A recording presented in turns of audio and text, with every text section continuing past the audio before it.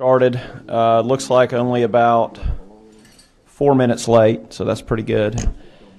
We've got 11 witnesses today. Those of you that have seen the agenda, that's not necessarily the order we're going to go in. We've had requests. People have to catch flights and for different reasons have to go early or late in the day, so we're going to kind of jump around a little bit.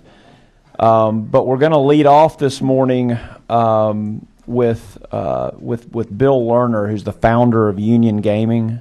And Bill, if you can come on up.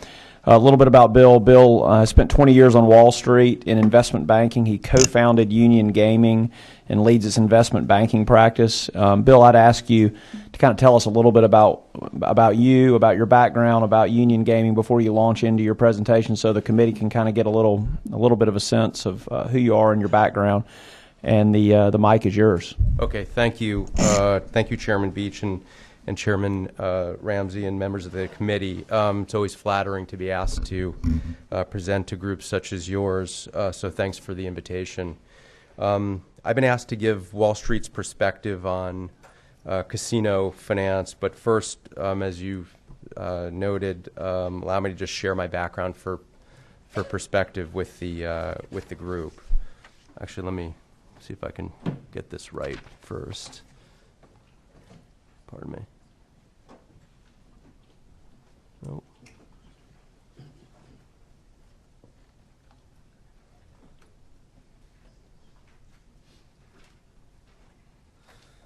Okay. As you can see, I'm not great at this. Okay. I think I got it. Okay. There? Okay. So I'm as you mentioned, the co-founder of a firm named Union Gaming. We are a traditional investment bank with a unique focus, which is the gaming industry. We were born out of Deutsche Bank 7 years ago. Deutsche has a long history of casino banking and investment banking. And now we've grown to around 30 people with offices in Las Vegas, New York, Hong Kong, and Macau, China. We have research analysts that publish on gaming companies globally, a sales force that works with around 125 mutual funds and hedge funds so they can make decisions on gaming stocks and bonds based on our analysts' work, and a trading team that helps those institutions buy and sell these stocks. We also work with gaming companies around the globe in strategic advisory, mergers and acquisitions, and through debt and equity transactions related to their balance sheets. Furthermore, we advise governments and corporations regarding gaming expansions, such as what you are considering here in Georgia, through gaming market studies, economic impact studies, feasibility analysis, and legislative and regulatory work. I've been in Wall Street research and investment banking for 20 years. Nearly half of that has been, for me, based in Las Vegas. Prior to Union Gaming, I was the gaming analyst for Deutsche Bank and Prudential Securities prior to that. That's my brief background. So I'm going to try to move quickly through this given the number of speakers, and then spend more time, if you like, on Q&A if I can be helpful in that way. Casinos are financed with private capital and not with state funds. I think that's fundamental to know or to say before contemplating legislation and regulation. That's, of course, a great thing because states can use this private vehicle as an economic engine to generate more tax revenue, job growth, a more highly skilled workforce, revitalization of cities, tourism growth, and of course funding for social programs. However, the other side of that is these private dollars won't be deployed to the optimal level for Georgia if the state doesn't get legislation and regulation right, in our experience. All of the ingredients are out there, though, to really get this right. But you only have one chance to do so. Every element of legislation is critical, as you would imagine, to optimize this economic engine. It's important to set up a sound RFP process to carefully allow for the right minimum investment, gaming tax rates, the number and location of casinos, and of course, oversight.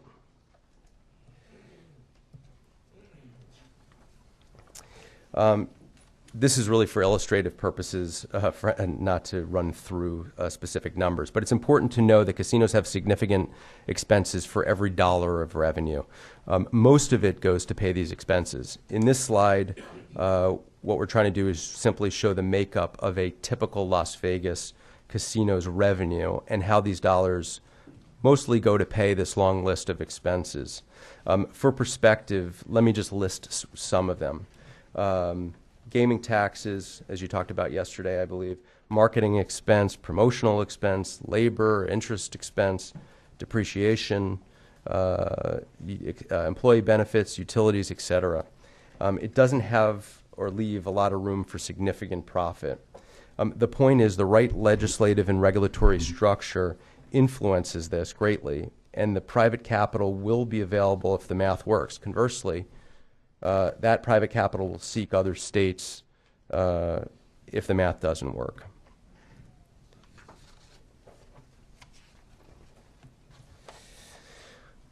One of the most critical elements to set correctly is the gaming tax rate, again, which I understand was discussed yesterday with the American Gaming Association. There's a direct relationship between gaming tax rate and the casino company investment and reinvestment in the future. When tax rates are high, the companies can't afford to spend a lot of money to build. This also has a negative impact on state and local tax revenues, job creation numbers, tourism and economic benefits, as mentioned earlier. Some examples here on this table are New York, Delaware, Illinois, Maine. You can see corresponding tax rates here, gaming tax rates, that is, ranging from around 40% to 70% of every dollar in revenue before the long list of expenses that I indicated. Conversely, when states set lower gaming tax rates, the investment and reinvestment in their casinos is typically higher. And so is the construction, job creation, the direct and indirect job creation, the benefit to tourism, etc. Some examples here are Nevada, New Jersey, Mississippi, as you can see, with dramatically lower gaming tax rates in the 7 to 12% range. It's also important to note that states always compete with nearby states for gaming dollars, and one way to ensure a favorable competitive dynamic is to set a tax rate that's on par or lower than these other states, because casinos will be able to build better product in Georgia and to also spend more dollars marketing, advertising, promoting in order to win market share relative to adjacent or nearby states. Slide 10 simply illustrates this. The blue line shows gaming tax rates. The red line shows investment and reinvestment for casinos over a 5-year period, the last 5 years effectively.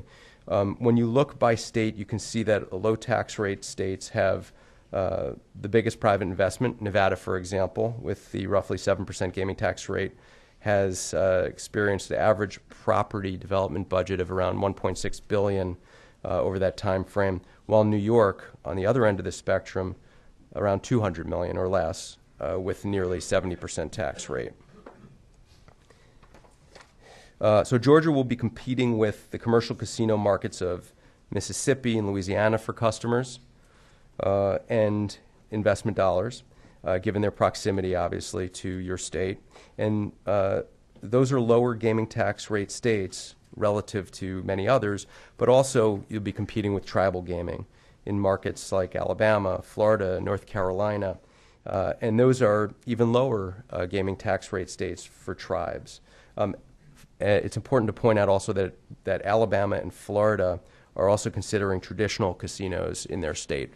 Alabama has live legislation, Florida continues to reintroduce it, and it feels inevitable.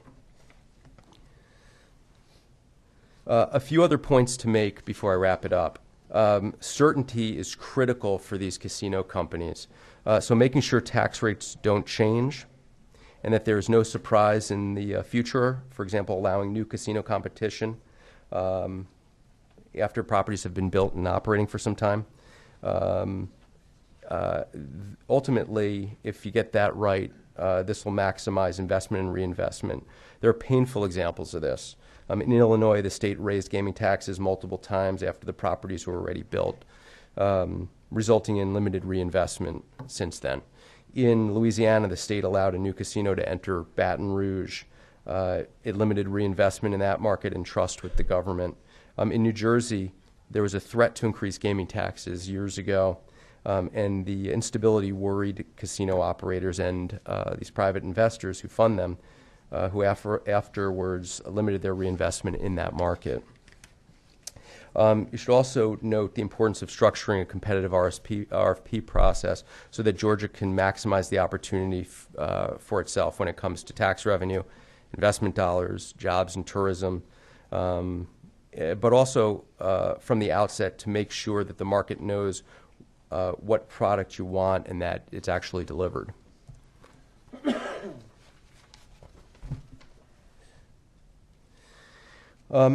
In doing so, states choose different strategies. Some want a local-centric market and a modest amount of exposure, so they piecemeal their approach by starting with slots or a derivative of slots called video lottery terminals.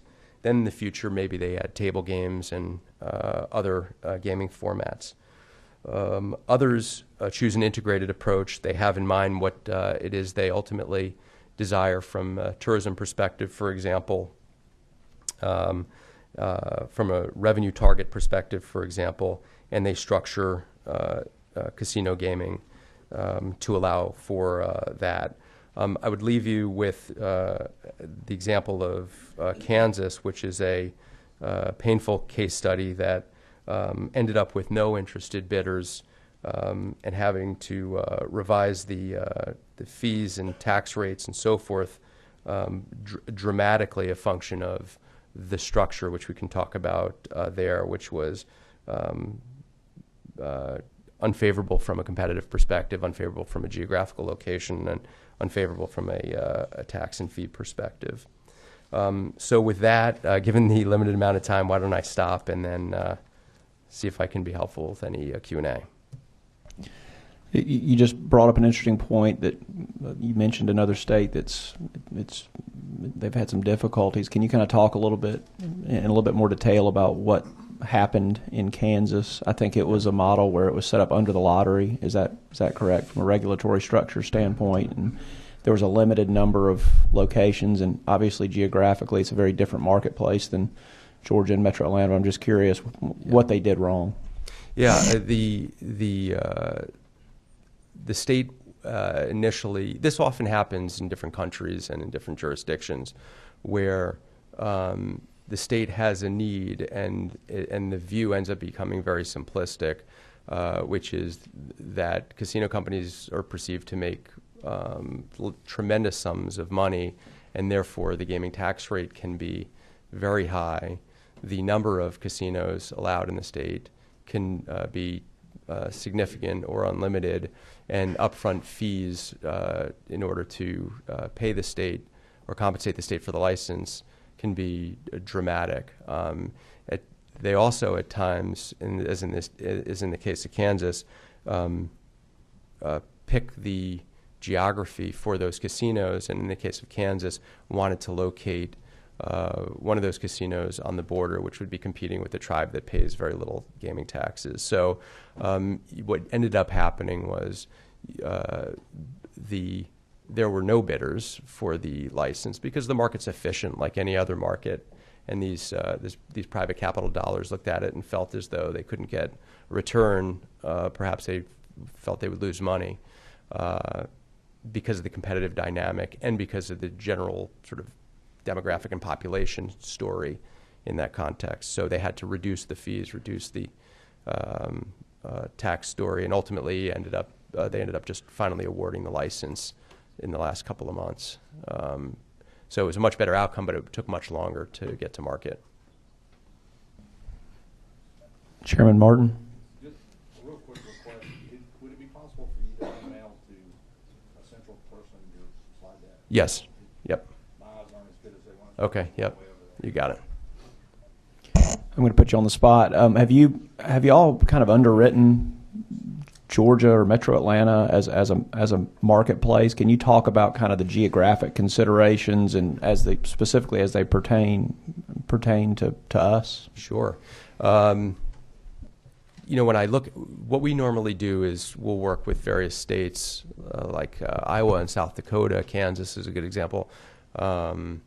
Illinois and different governments in different countries to do analytical work to really answer that question. But let me give you I think the logical first response to that from someone who's been an observer of the sector for a lot of years. The benefit that Georgia has is really unique because there's so much, I guess we'd call it white space here. It's hard to, in other words, there's not casinos, that are easily accessible in immediately adjacent states in endless numbers relative to the population density that you have here, for example, in Atlanta. There aren't a lot of other states like that. Florida, Texas are some states that come to mind. So while they are competitive risks for gaming dollars and for customers who are willing to travel, there is a big opportunity here to drive gaming dollars through tourism and local demand because the alternative is relatively limited. And so when you look at the demographics, you look at the population density, you look at the relative competitive dynamic in adjacent states, it sets up really well. It sets up such that there should be and could be significant investment in a limited number of casinos here and various parts of the state that would be strategically sensible. But you look around the United States, for example, and there are very few, if any, other opportunities that don't have large integrated resort or compelling competition that's so easily accessible for your population. Can you talk a little more about the certainty on tax rates? You mentioned that the casinos like some certainty on their tax rates, and I believe in Massachusetts, I don't know if you were involved in that, but I believe they did a 10-year deal and set a rate. Yeah. Is that true? Yeah. I guess maybe I can answer it this way. I guess there's two elements of tax rates. One is the level. So in Massachusetts, it's 25%, which is reasonable in an environment where you have limited competition. And that market structured the competition in geographical zones. So it's an achievable tax rate at that level. That's one dynamic, I would say, about tax rates. But as importantly, maybe more importantly, is that after these casinos are built or developed and operated, that tax rate doesn't change in the future. And that's really what I meant. So it seems unlikely given the stability in Massachusetts of the process. I mean, you could see relative stability in these different regulatory and legislative environments and predict whether or not the government may or may not change that. How long tax did rate. they lock in their tax rate? Do you know? States, it's not really structured that way. The license has a duration and ultimately will likely be renewed, but you'd need to have a legislative change in the future in order for the tax rate to change, or a regulatory change.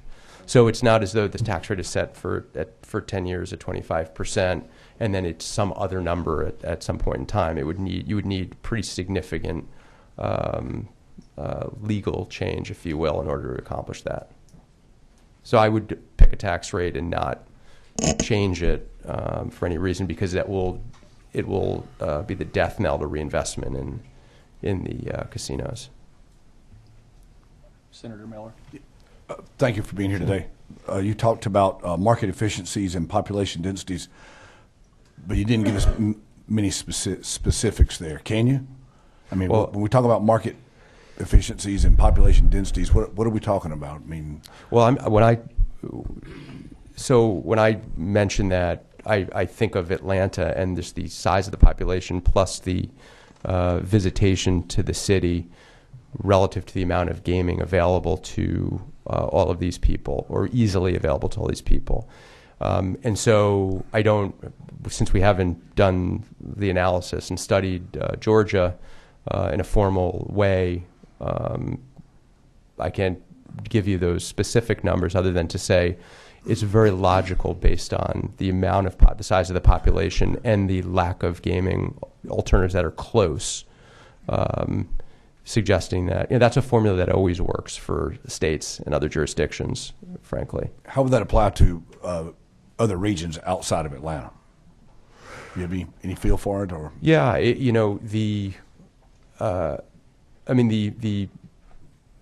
it would make sense to allow for multiple casinos around the state, not just perhaps one casino in Atlanta, if you want to optimize gaming dollars and tax revenues and investment. So I would be looking at the borders, parts of the state that border other states that have gaming. You can do a lot of analysis and understand where your populace is going to spend gaming dollars, and then locate casinos within those parts of the market to prevent them from leaving your state and spending those dollars in other states. So, it's a state that I suspect can handle multiple right-sized casinos in a place like Atlanta, and then a small amount of right-sized casinos in other parts of the state, but with budgets that are required to be much smaller than a place like Atlanta, of course. Thank you. And I guess kind of following the same theme, I certainly have, I think we all have read stories about really negative stories in recent years in some markets. I don't know why the Northeast always jumps to mind, and the legislatures up there, I think in a number of instances, are kind of scrambling around trying to deal with, certainly I'm sure part of it was due to the economic conditions we dealt with at the first part of the decade. But can you talk about kind of the bad stories we've heard about? I mean, we mentioned Kansas, which was kind of a front end setup deal, but what are some of the things that we need to be careful about if we were to go down this road? Because I certainly have seen a lot of bad stories out there in recent years. I would say, New York is one sort of easy example to respond with. As I mentioned earlier, the format and the tax rate are, in my view, wrong to optimize the opportunity for the state. The tax rate is graduated depending on the level of revenue, but effectively it's just under 70%. So, for every dollar in revenue, 70 cents goes to various places before the casino expenses that I outlined earlier. And so, number one. Number two, there is a limited format. So you have video lottery terminals and not table games. So you don't have the full gaming experience that tourists and the populace perhaps want. So they go find it elsewhere. In addition to the facilities that are built are limited because of that onerous tax rate. So what you have are slot machines built into grandstands and racetracks, when in fact, which is okay if it's part of the story, but not at that tax rate. But what the state is missing is the opportunity to capture all the millions of domestic and international visitors that visit the New York metro area and would otherwise spend additional dollars for the benefit of the state. That's just one. I mean, it's one. We could talk for hours about all of them, but that's one unbelievable opportunity cost. Representative Strickland. Thank you. And this may be in your slides. So what are the tax rates for Mississippi and Louisiana, and also for the tribes in neighboring states? Sure. So I'm wondering if I can give it to you here. So yeah, so Mississippi is a graduated gaming tax state. The range is from 8% to 12%. Louisiana, 21.5%. And then tribes in neighboring states, it's a little bit of a longer discussion. So in Florida, it's a fixed dollar amount, but the effective rate is 12 to 25%, depending on which location we're talking about. In North Carolina, it's as low as 4% and as high as 8%. So, low single digit to maybe 20% answers your question, depending on which we're talking about. And that range is reasonable. The other parts of the formula, of course, are the number of gaming licenses, the amount of population, the relative demographics of that population, and what's going on in neighboring states. Okay, thank you. Thank you. Representative Martin. Thank you again. And I don't want to take you back too far, but it was mentioned yesterday, so I did a little research last night about the large project in Atlantic City that I think opened in 2012, closed last year on Labor Day or right around that point. If you choose to, I know people will bring you up. One bad meal you always hear about. 99 people eat well. But can you comment on that? Sure. I know from just looking at it last night, it seems it was a project in excess, $2.4 billion when there were already established businesses there. But could you just talk briefly to that relative to how that's, I guess, not the way to start a project? Yeah, the essence of the issue for Revel in Atlantic City, which you're referring to, which was the last casino built in Atlantic City, was that they, number one, overspent, as you suggested, relative to the market opportunity, and number two, all of the many of the adjacent states that Atlantic City fed off of for customers were introducing convenience gambling or casinos of some sort.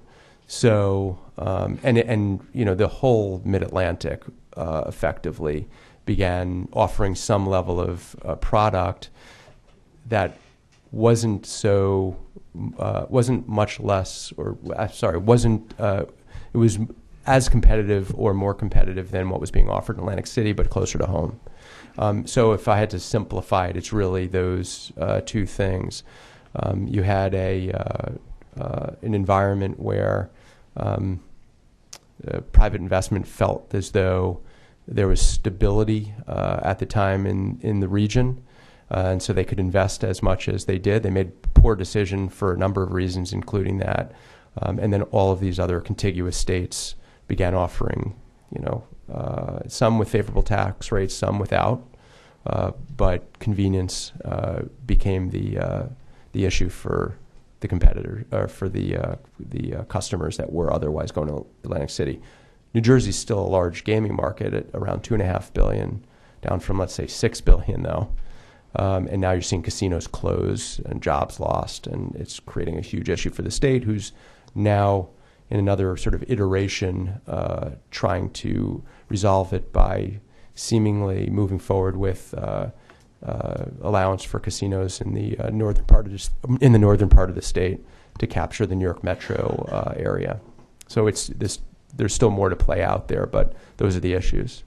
So if I were to follow up there, and if this were to move forward in Georgia, the thing that we would want to avoid with anybody that wanted to come in and be a licensee in the state is we would want to encourage them to be eyes wide open that Alabama could or South Carolina could or Florida might, and not build as if there's a wall around the state of Georgia that if you build here, nobody else can in the surrounding states. Is that the lesson they learned? I mean, they put more per hotel room door in that than you can put and survive probably in a Las Vegas property, much less in Atlantic City property. Is that a fair? Yes. I would add to that in order to accomplish what you just said, I would caution you not to require a minimum investment that is so high that eventually, if Alabama and the other states you mentioned,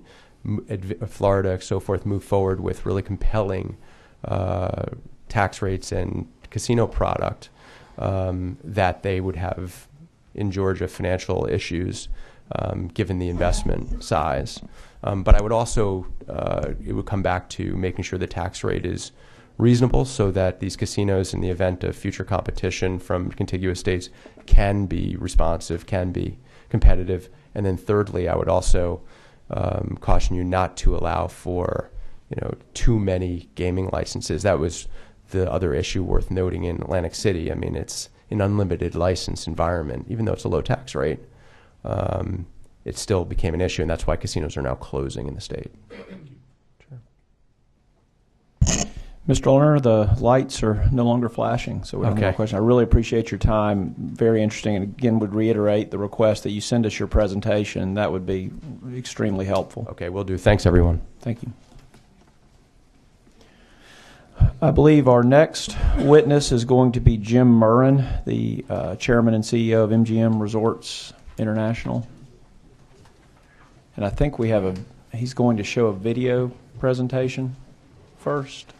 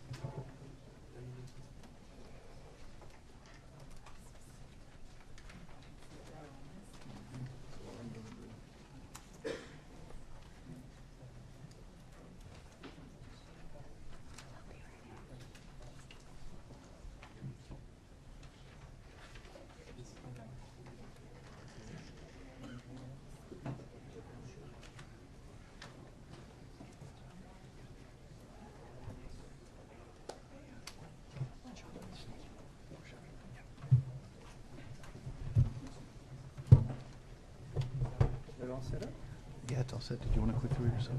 No, I don't know if you know.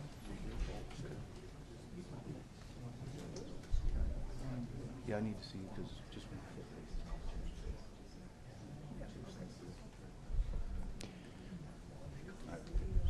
Are we going to show the video first? Okay.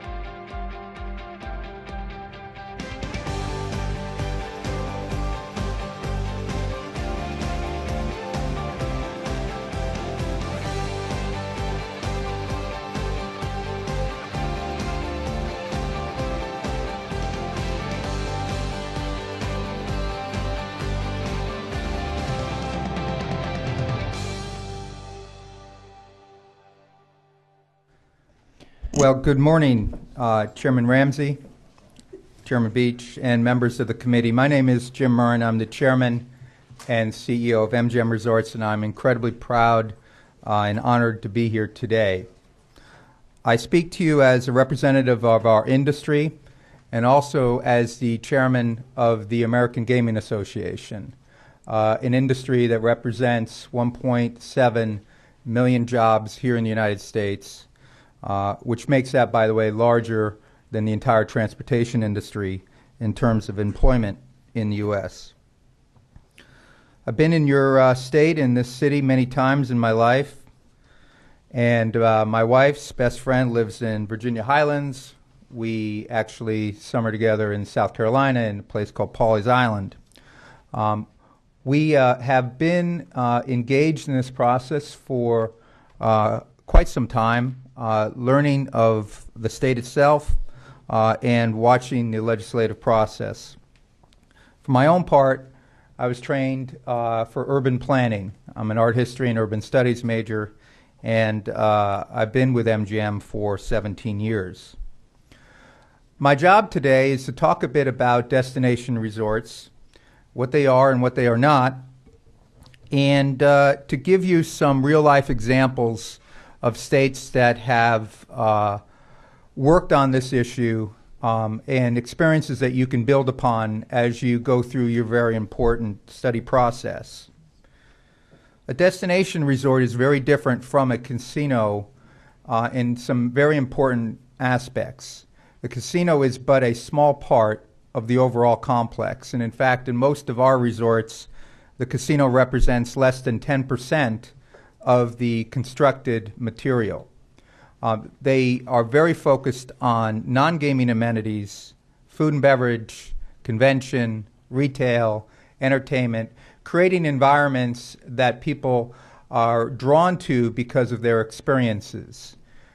We conduct business, we host weddings, we get friends together, and they, as a result, create a very diversified revenue stream, very unique to our industry and unique to MGM relative to regional gaming companies.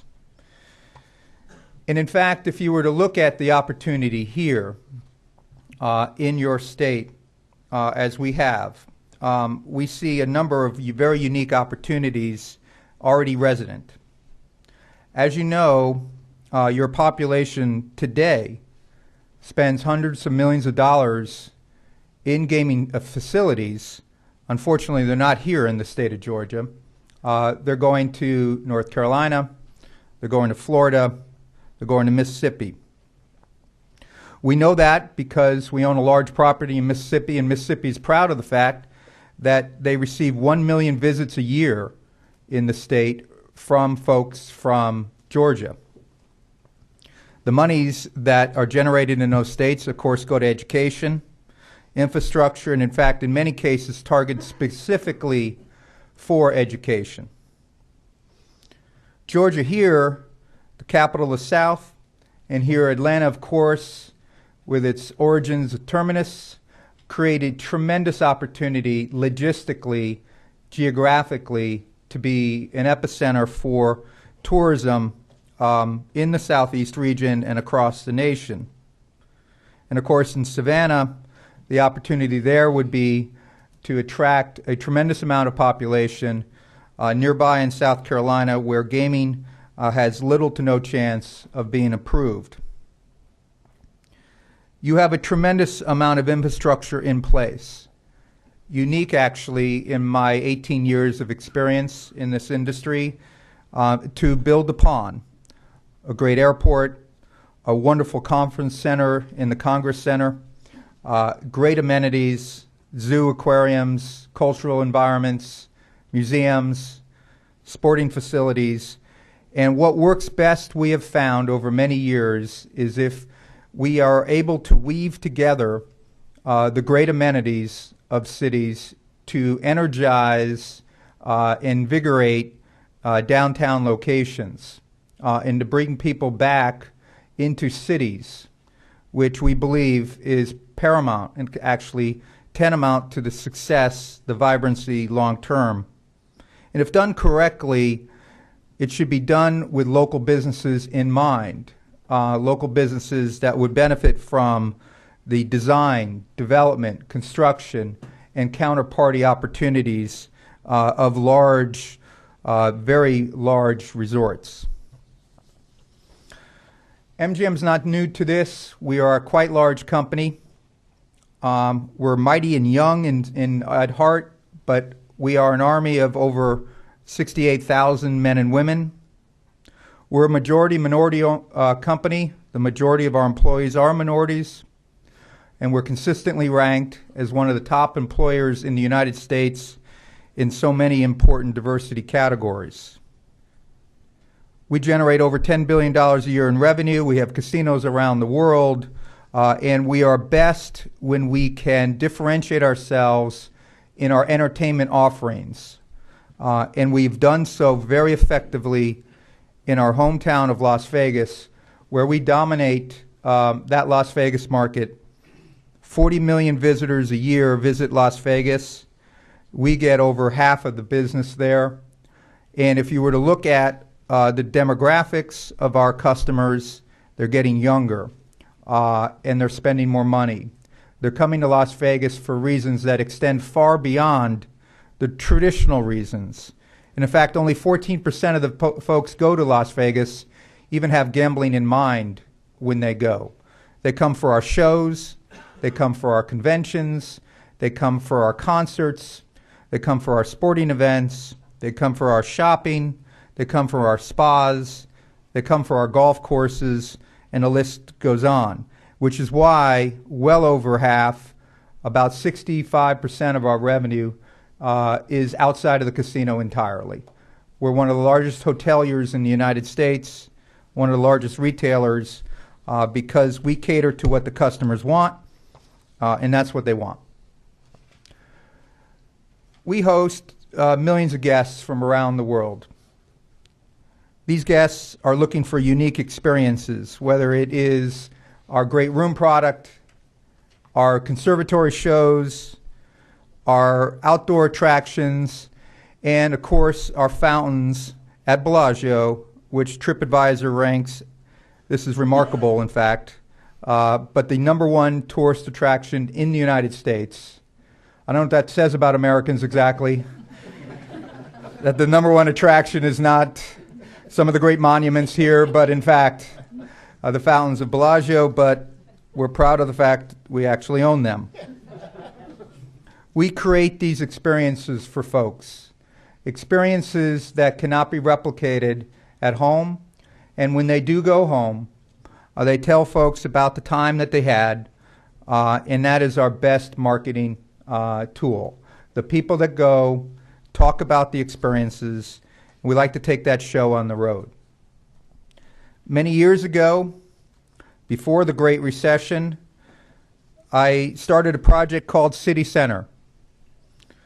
It was ambitious at the time and almost did not get completed because banks stopped calling me back in 2009.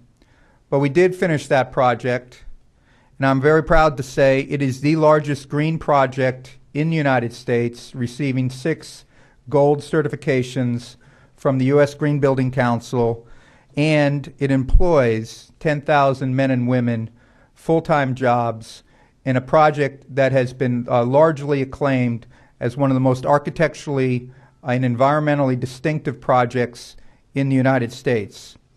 This project has some of the most exclusive and successful retail in the world, and it has one of the most successful conference facilities in Las Vegas.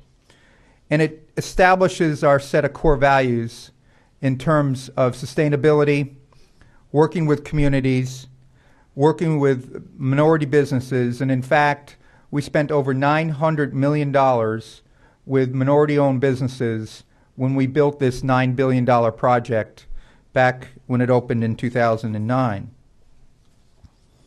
But when people think of MGM, they logically, naturally think of entertainment. And of course, we are the entertainment company of our industry.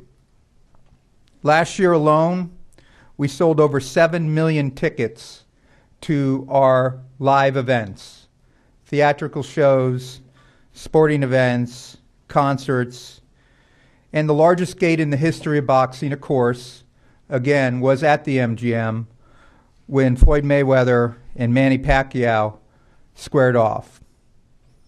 And just last Saturday, for those of you that paid $75 on pay-per-view, you've seen Floyd Mayweather again win, now 49-0. He claims to have retired. We hope he has not, because we do really well. And when Floyd fights, he only fights at MGM. We focus very much on the entertainment component. We are the largest counterparty to the biggest agents in the world. If you want to see a rocker over 50, you're likely going to the MGM. We do all the big concerts. We do all the big shows. People know to see something unique and special, they're coming to the beach at Mandalay Bay, the event center at Mandalay Bay, the arena at MGM, or our festivals that we're building in lots today. I think what's unique about us is the relationships that we have with these performers and entertainers. They know that we know how to entertain. We know how to work with them. We know what their needs are, peculiar as some of them are. And we actually know how to promote cities and venues. We do that very well. Because the consumer is changing, we're anticipating those changes. And as you know, concerts now are more likely being held on festival lots, outdoors, more spontaneous events. And again, MGM is leading the charge on that.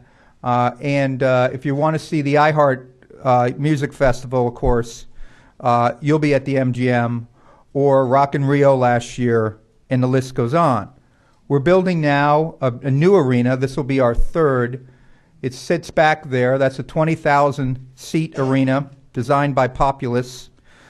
This will likely, if we're lucky, host the first professional team to come to Las Vegas. We're hoping for a hockey team to be its resident. But it'll be programmed very rapidly and consistently because we know how to program large events.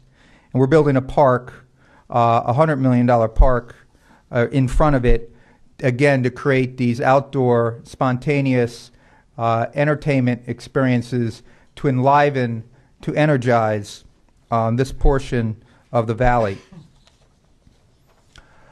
I think my important role today is maybe as a grizzled old person in the gaming industry now, is to give you a few examples to be on topic with the subject matter that I was asked to speak to, and take a look at history as a guide to evaluating what could or could not be done here in your state and whether or not you believe, as legislators, this would be positive for Georgia. And I think this is important because you don't have to be leading edge here. There are many states have wrestled with this issue for decades now. Some, frankly, have done it very poorly. Some have done it very well. Some did it not so great in the beginning, and they changed as they went along. You have an opportunity, should you want to move forward with this, I believe, to pick the best practices from around the country and make it uniquely your own, uniquely Georgia. So let's look at a few examples and see what's happened. Not far away in the state of Mississippi, they wrestled with a couple issues. They had a very poor county, Tunica County. They had the Gulf Coast, which was a popular regional destination, but was slipping in terms of its tourist population. And they recognized that they had an issue with Native American gaming, which was popping up in the state, which the state was not participating in financially. So in 1990, they approved and legalized casinos. The idea was twofold. One was to drive revenue and jobs into the state of Mississippi, revitalize the Gulf Coast, and to create an additional reason to visit a regional market on the shore. By the time we opened up, we were the belle of the ball in Mississippi, the Beau Rivage. And by the time Haley Barbour became governor, he called it the jewel of the South. He also called it the eighth wonder of the world. We don't know if that's true. That might be a stretch, but we are very proud of the fact that the Beau, since opening, has been the #1 hotel in that state, and most proud of the fact that we were the site for FEMA when Katrina rolled through the Gulf Coast, and we were the only ones that opened up a year to the day of Katrina and putting all those employees back to work. And we're very proud of our community efforts in that state. We've won every award you can win in the state of Mississippi from a community services perspective, and we've won the gold award from the governor just last year. Up north, the state of Michigan had a different set of challenges and objectives. Again, like Mississippi, Native American gaming was popping up all over this place in Michigan. And more concerning to Detroit, there was a huge casino that opened up in Windsor, Ontario, owned by the government of Windsor. The Michigan landscape was different. A very, very popular governor, Governor Engler, was focused on education, and a very popular mayor, Mayor Archer of Detroit, was focused on bringing those jobs and the revenue back to Detroit. So a popular Republican teamed up with a popular Democrat, and they passed in 1996 a gaming law that focused on 3 resorts only in the city of Detroit. 22 different companies bid on those 3 licenses. Then it was down to 10 and then 5, and MGM won one of those 3 licenses, and we opened up almost immediately. And then with this facility, our permanent facility, we opened up in 2007. Since that time, our property has generated a tremendous amount of revenue for the state, $1.7 billion of taxes. That's just MGM alone, gaming taxes to the state, a tremendous amount of annual support with vendors, permanent good-paying jobs, and a payroll with an average compensation of our employees there of over $52,000. And we work with everyone there, with the sporting teams, with Joe Louis Arena, with the convention center, with the auto companies to do their auto shows. And I can assure you that when your Hawks go to Detroit, they will be staying at the MGM. We get most of the sports teams because we have the best hotel in the state. The Commonwealth faced a different set of issues more recently. It was really quite stunning, if you're a student of history as I am, to think of the history of Springfield, Massachusetts. Our first general and our first president, George Washington, cited the first armory of the Revolutionary Colonial Army in Springfield, Mass.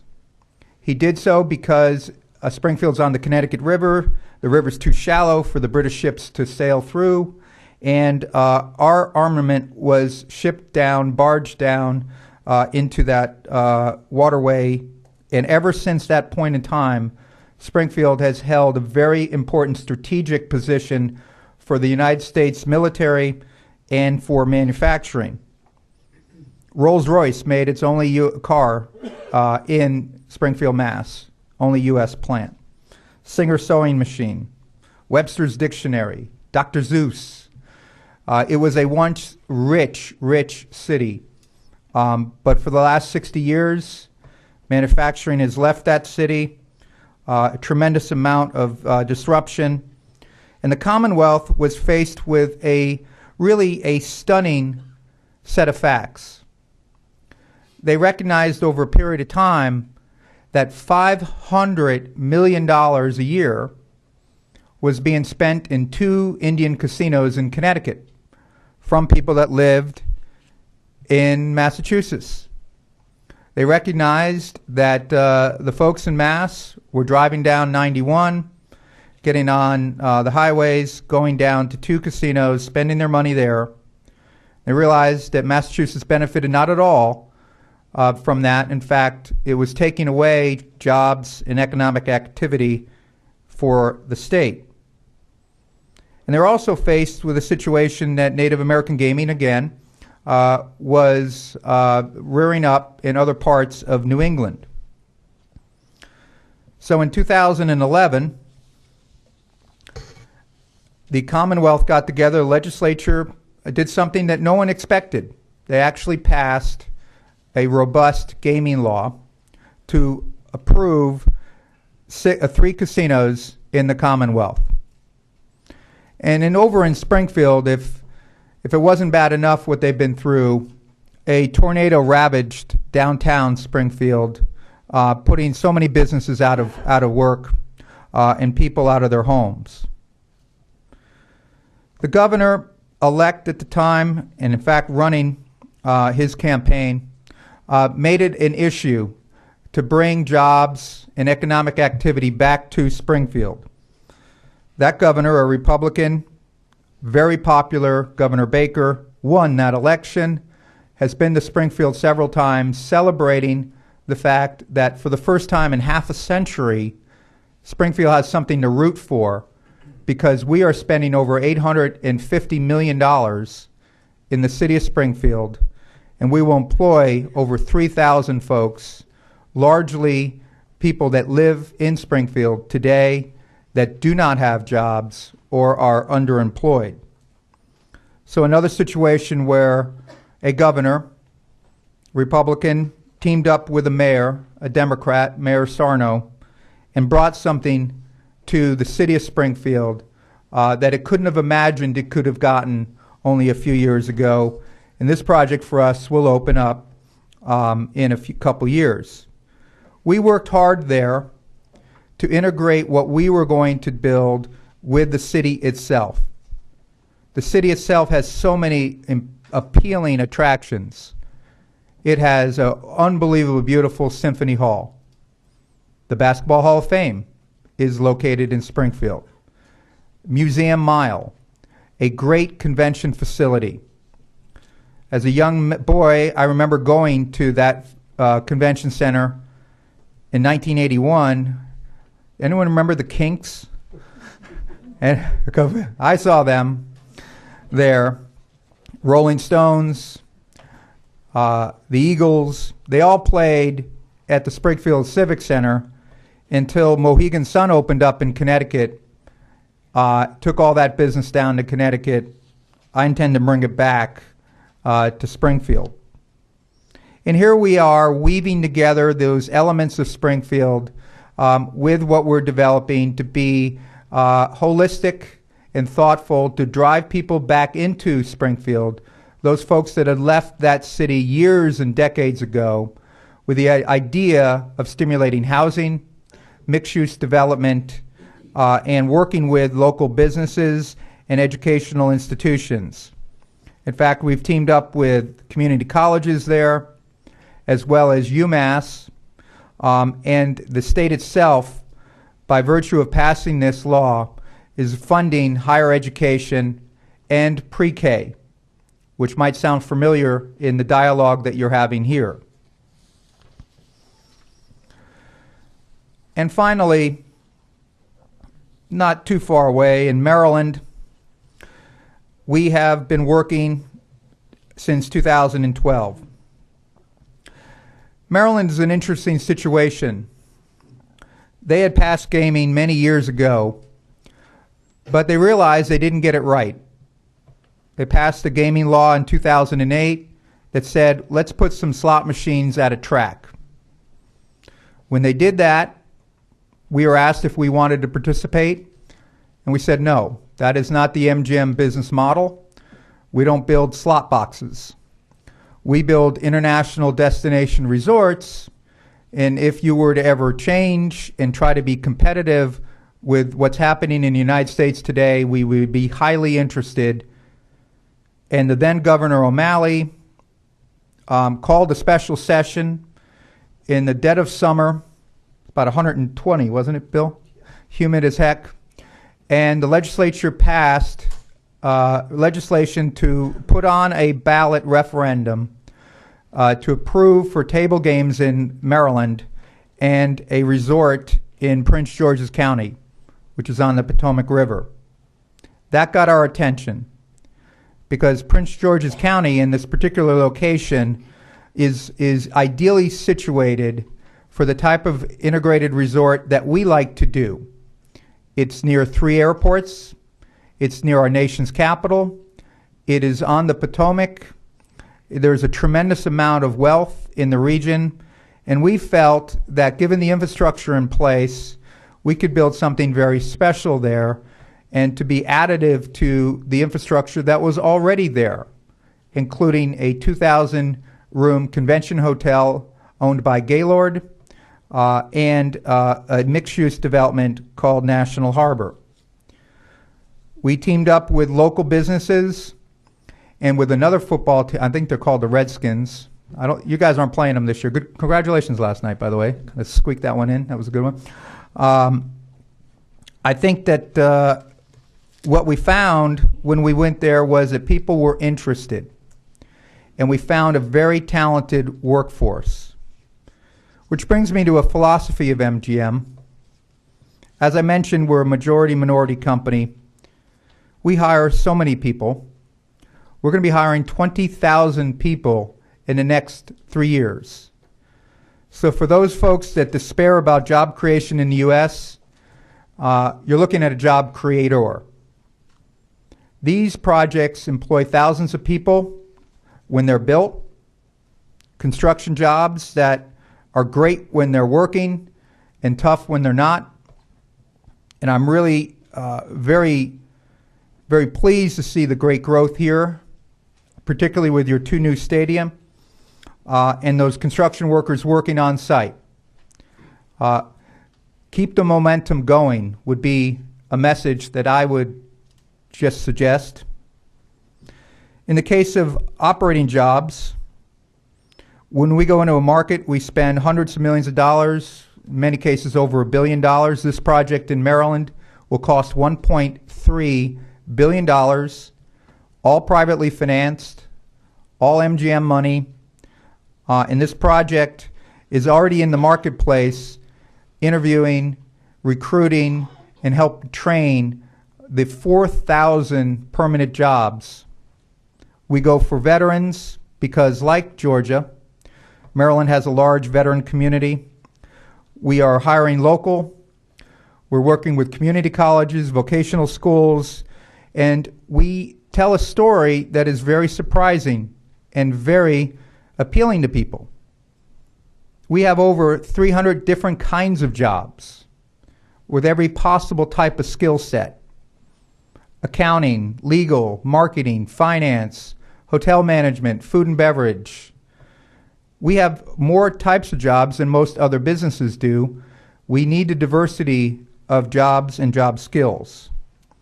And so for the past year, we've been providing career showcases and getting people lined up for these 4,000 jobs, which will be employed and in place because we open this project next year around Thanksgiving of next year. And I think that I'd like to give you a sense of what this will look like when it's completed. Imagine on the banks of the Potomac, we took our inspiration from the monuments of the Capitol.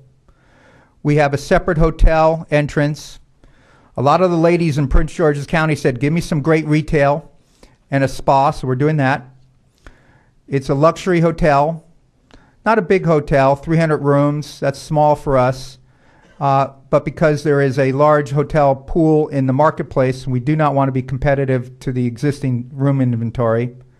A theater that's going to host boxing, mixed martial arts, sporting events, several indoor-outdoor restaurants with world-class chefs, great ballroom facilities, all overlooking the banks of the Potomac, our nation's capital, and across the river to Virginia. This project, we believe, will be a key catalyst to the economic activity of Maryland, of the Mid-Atlantic region. And we made a commitment when we started the project that we would not only do what we've always done with MBEs, but we would do it with local minority businesses. And I'm quite proud of the fact that to date, our MBE participation is 31%, far higher than what has ever been done before in this county. And 14% of our entire spend right now is being done locally right in the county itself. This project, I believe, will be a model of development for future regional resorts. And in the state of Maryland, we don't have to build green, but we are anyway. And this will be, in my opinion, a gold certified building because it fits with our core values. So in closing, I would like to, again, thank both chairmen and the committee for allowing me to be here. I wanted to make sure we had some time for questions. And really, with the perspective that this is in your hands in the legislative body, MGM stands by ready to provide any information on any topic, but we understand our role, which is information only. We understand that this is a complicated issue, requires a lot of thought, and we also believe that you have the benefit of so many experiences around the country to draw upon. We think, based on our business experience, that you're very uniquely situated geographically and from an infrastructure perspective to establish a state-of-the-art, futuristic type of resort development that would be additive to business that's already here and generate the kinds of activities you're looking for. And for a company whose core value is education, the very concept that you're viewing this through the lens of the Hope Foundation is inspirational and gratifying to me. We, from around the country, recognize that the Hope Foundation is the model for the country. And what you've accomplished here, other states can only dream about. And from a company's perspective that views education and healthcare as its principal priorities, the very fact that this is a possibility to build upon this great program would not only be appealing from a financial and commercial perspective, but frankly, from my personal perspective, very gratifying, and we'd be humbled to be involved. So thank you very much, and I have any time that you would like. Thank you, Mr. Murren, and welcome to Georgia. We're glad to have you here. What an excellent presentation. We've got several questions from members of the committee. Representative Stevens. Thank you, Mr. Chairman. It's South Carolina was just fortunate enough to win away from Georgia the Volvo deal. It cost $70,000 per job, 2,000 jobs. Affected their bond stability. What can the taxpayers expect to land, or the cost to land 4,000 to 10,000 jobs in this industry? It would cost the taxpayers nothing. We are a fully funded operation. If we were to build, say, for example, hypothetically here in Atlanta, it would be 3,000 to 4,000 construction jobs that would be done post the finishing of your great stadium here, both stadium, and 4,000 or 5,000 permanent jobs. We received no benefits going into Maryland or Massachusetts. We, in fact, signed host agreements to ensure that we were proper corporate citizens in those environments. And, in fact, not only built locally wherever we could, hire locally, work with local vendors, work with local businesses, and that is it's something we're quite proud of. So there's no public financing, there's no public incentives.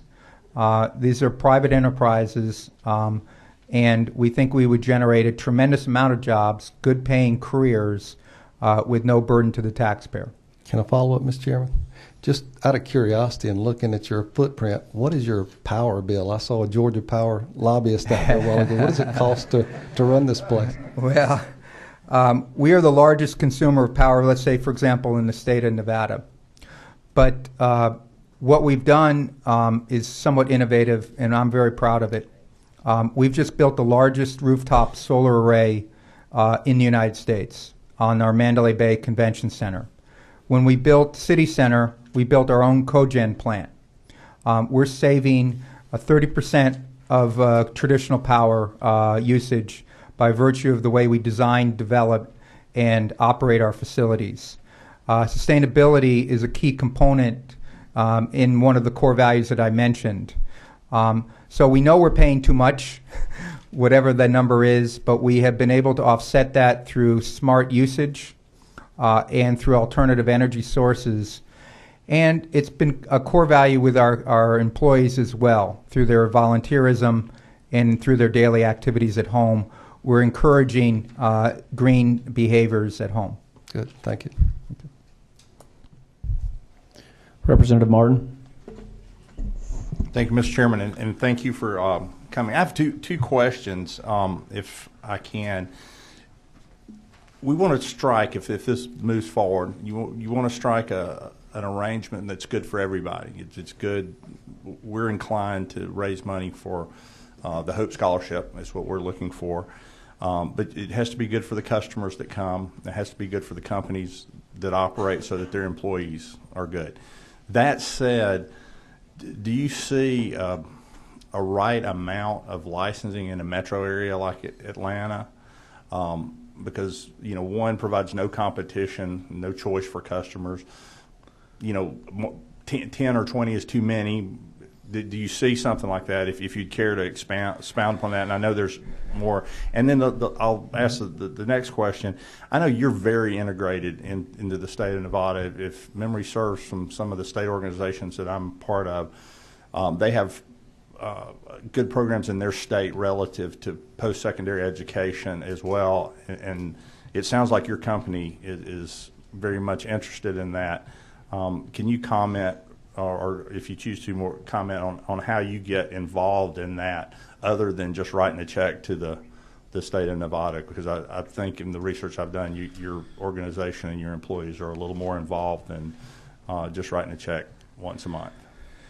Well, they are. Thank you very much. So first on the question, this is a complete legislative decision. I'm only here for information, and it'll be up to you to decide as a body. My experience has been that too many, an unlimited license state creates challenges that I don't think you would be prepared to address. Concentration issues, uneven operations, uneven operators. And then on the other end of the spectrum, a monopoly is never good. It doesn't, it's not what we're looking for ever. I like competition. It makes me better. I'm not intimidated by it. We have to outperform our competitors. So, and I think the voters need to be able to decide. So local option, which I've read in your the draft at least, I think is a very important component. This isn't for everybody. And so I think that if you broaden it out within the state, and I think the discussion is around 6 is what I've read. That seems like a pretty good number, plus or minus. Obviously, the metro market of Atlanta could have more than one.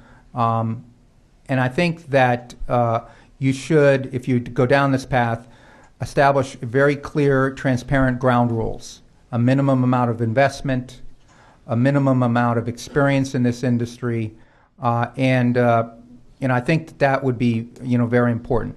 I would assure you, based on my experience, that if you were to go down that path, you would have a very robust, rigorous RFP process that many companies, all of my competitors, would be interested in Georgia and multiple sites within Georgia. And so I think that that's as good an answer as I can give you at this point without being, I don't want to be presumptuous. From a standpoint of what we do in the community, we take the word sustainability very broadly. I mention it in the context of the environment, but we also feel very strongly that we as a company cannot be sustainable if the communities in which we operate are not sustainable. And so we invest more in those communities than you might imagine, in terms of over 400 different nonprofits in the city of Las Vegas alone last year, $7 million of funds, but most importantly, or equally importantly, the hundreds of thousands of volunteer hours that our employees gladly and joyfully participate in these communities. And that would be the same in Mississippi and in Michigan. And we have largely been cited as a company that has a decent-sized brain but a bigger heart. And I think that is a characteristic of MGM. We work hard, as we are right now in Maryland, to understand local issues. In the case of Maryland, in that particular county, the residents were unhappy that they had to travel to Virginia or to other counties to go shopping. So we're putting in the type of shops that we know after long research that the residents want.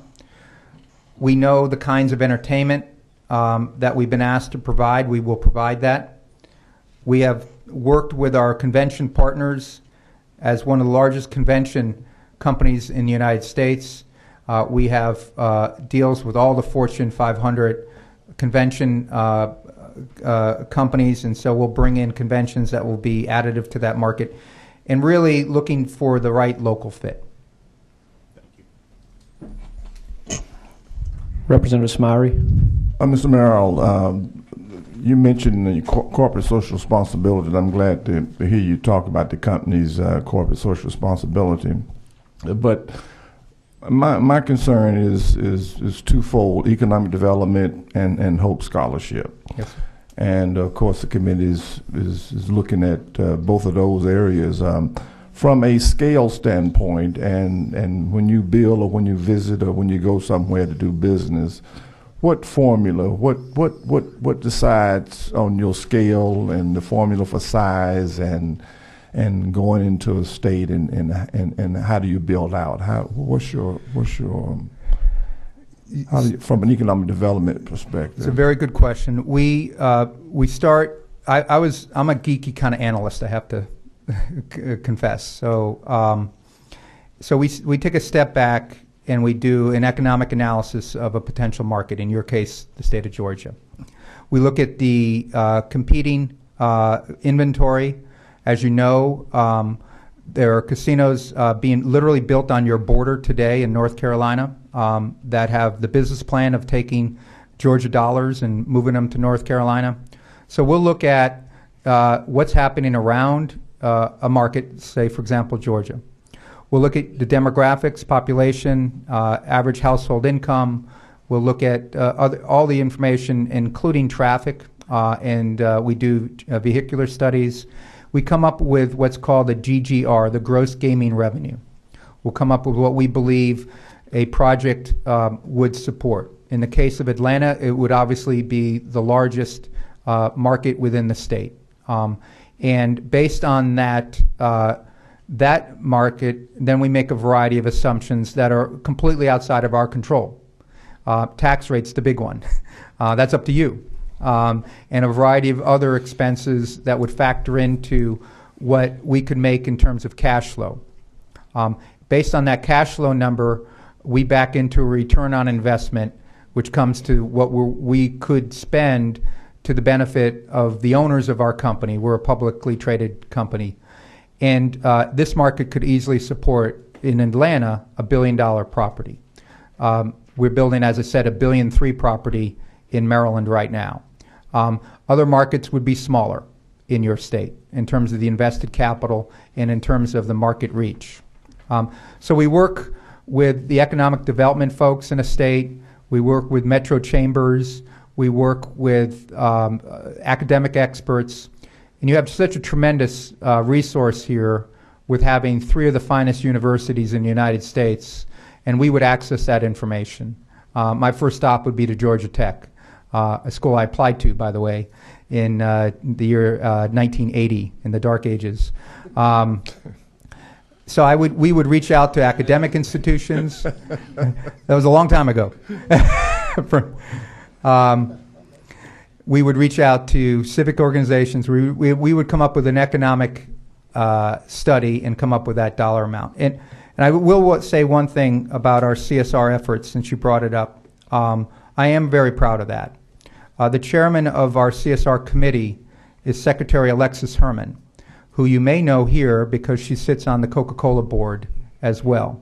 And she runs a tight ship at MGM. And we're very proud of what we do going into a community. We're very proud of our affiliation with our board. And it's a core value of what we do. And a very big distinction between trying to lure companies with big checkbooks or losing them to states like South Carolina. That's not the kind of dynamic you would have with MGM. Okay. Follow it, Mr. Chairman. Domestically, the number of states you're in and the number of employees. Domestically, we're in we're in 4 states, soon to be 6. And we have in the United States 63,000 employees today. We're hiring 4,000 in Maryland and 3,000 in Massachusetts. So we'll be up to over 70,000 employees by the end of 2018. Thank you. Thank you, Mr. Chairman. Senator Kalsert.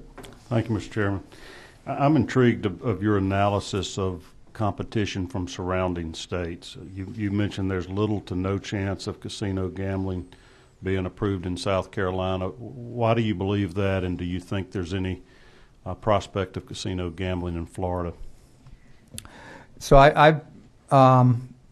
my wife, who I mentioned earlier on, her buddy living in Virginia Highlands, we've been going to South Carolina for 25 years. I have a house there, beach house. I don't like the Pacific Ocean, it's too cold. So I like the Atlantic. I like South Carolina. I like the beaches.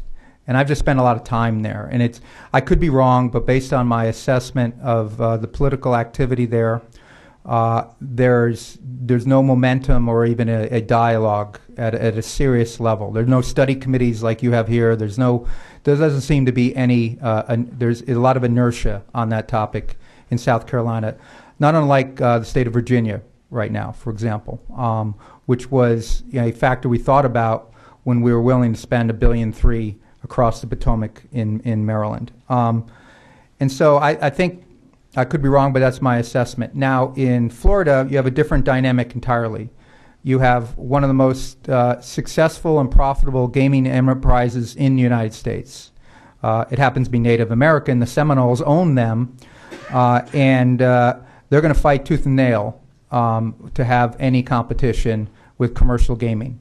And so there have been discussions in Florida time and time again, as recently as last year, but I don't hold out a tremendous amount of optimism that they will have gaming approved because of the tremendous resources that are already in place, and I just don't feel like it's a possibility. I just don't feel like it's going to happen. Thank you.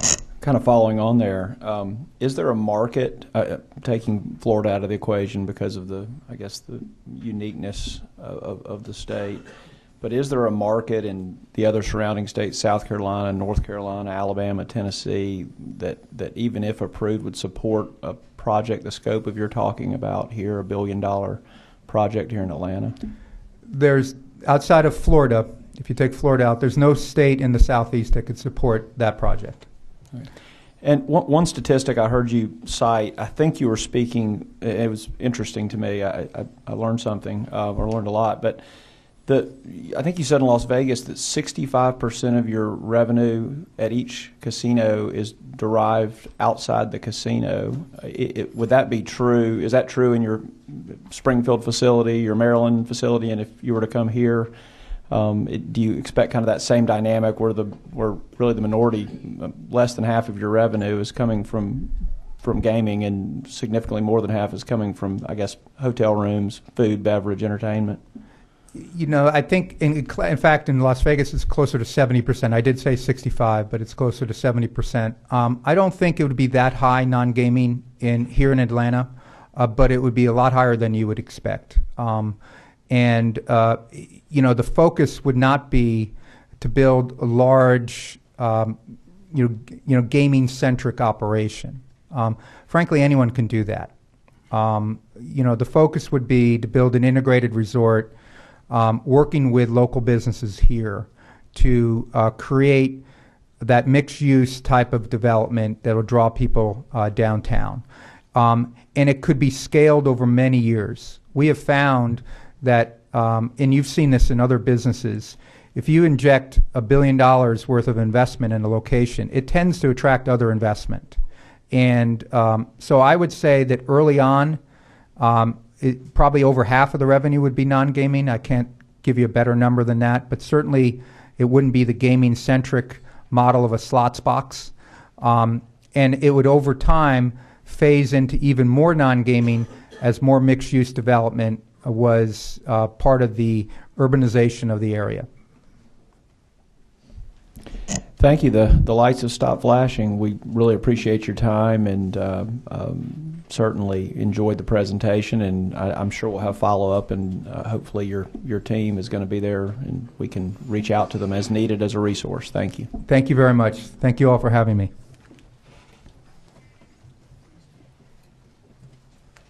We're going to take about a 3-minute break just for purposes of getting ready. Dean Reeves is going to be up next. Okay, if everybody could have the seats, and we're getting ready to get started. We're going to talk a little bit about horse racing now. As you know, last year we brought a horse racing bill forward through the Senate. We got it out of committee. It did not go to the full floor for a vote, but we made a lot of progress, and we moved the ball. And we've got Dean Reeves here, who is president of the Georgia Horse Racing Coalition here, that's going to kick this off. He's also an owner of a Breeders' Cup winner, the Mucho Macho Man, and he's a resident here in Georgia. So, Dean, if you would take it over and then introduce your panel, and let's hear a little bit about horse racing. Thank you very much, Chairman Beach and Chairman Ramsey. We appreciate the opportunity to be here today to talk and represent the thousands of Georgians that are looking forward to having horse racing here in the great state of Georgia.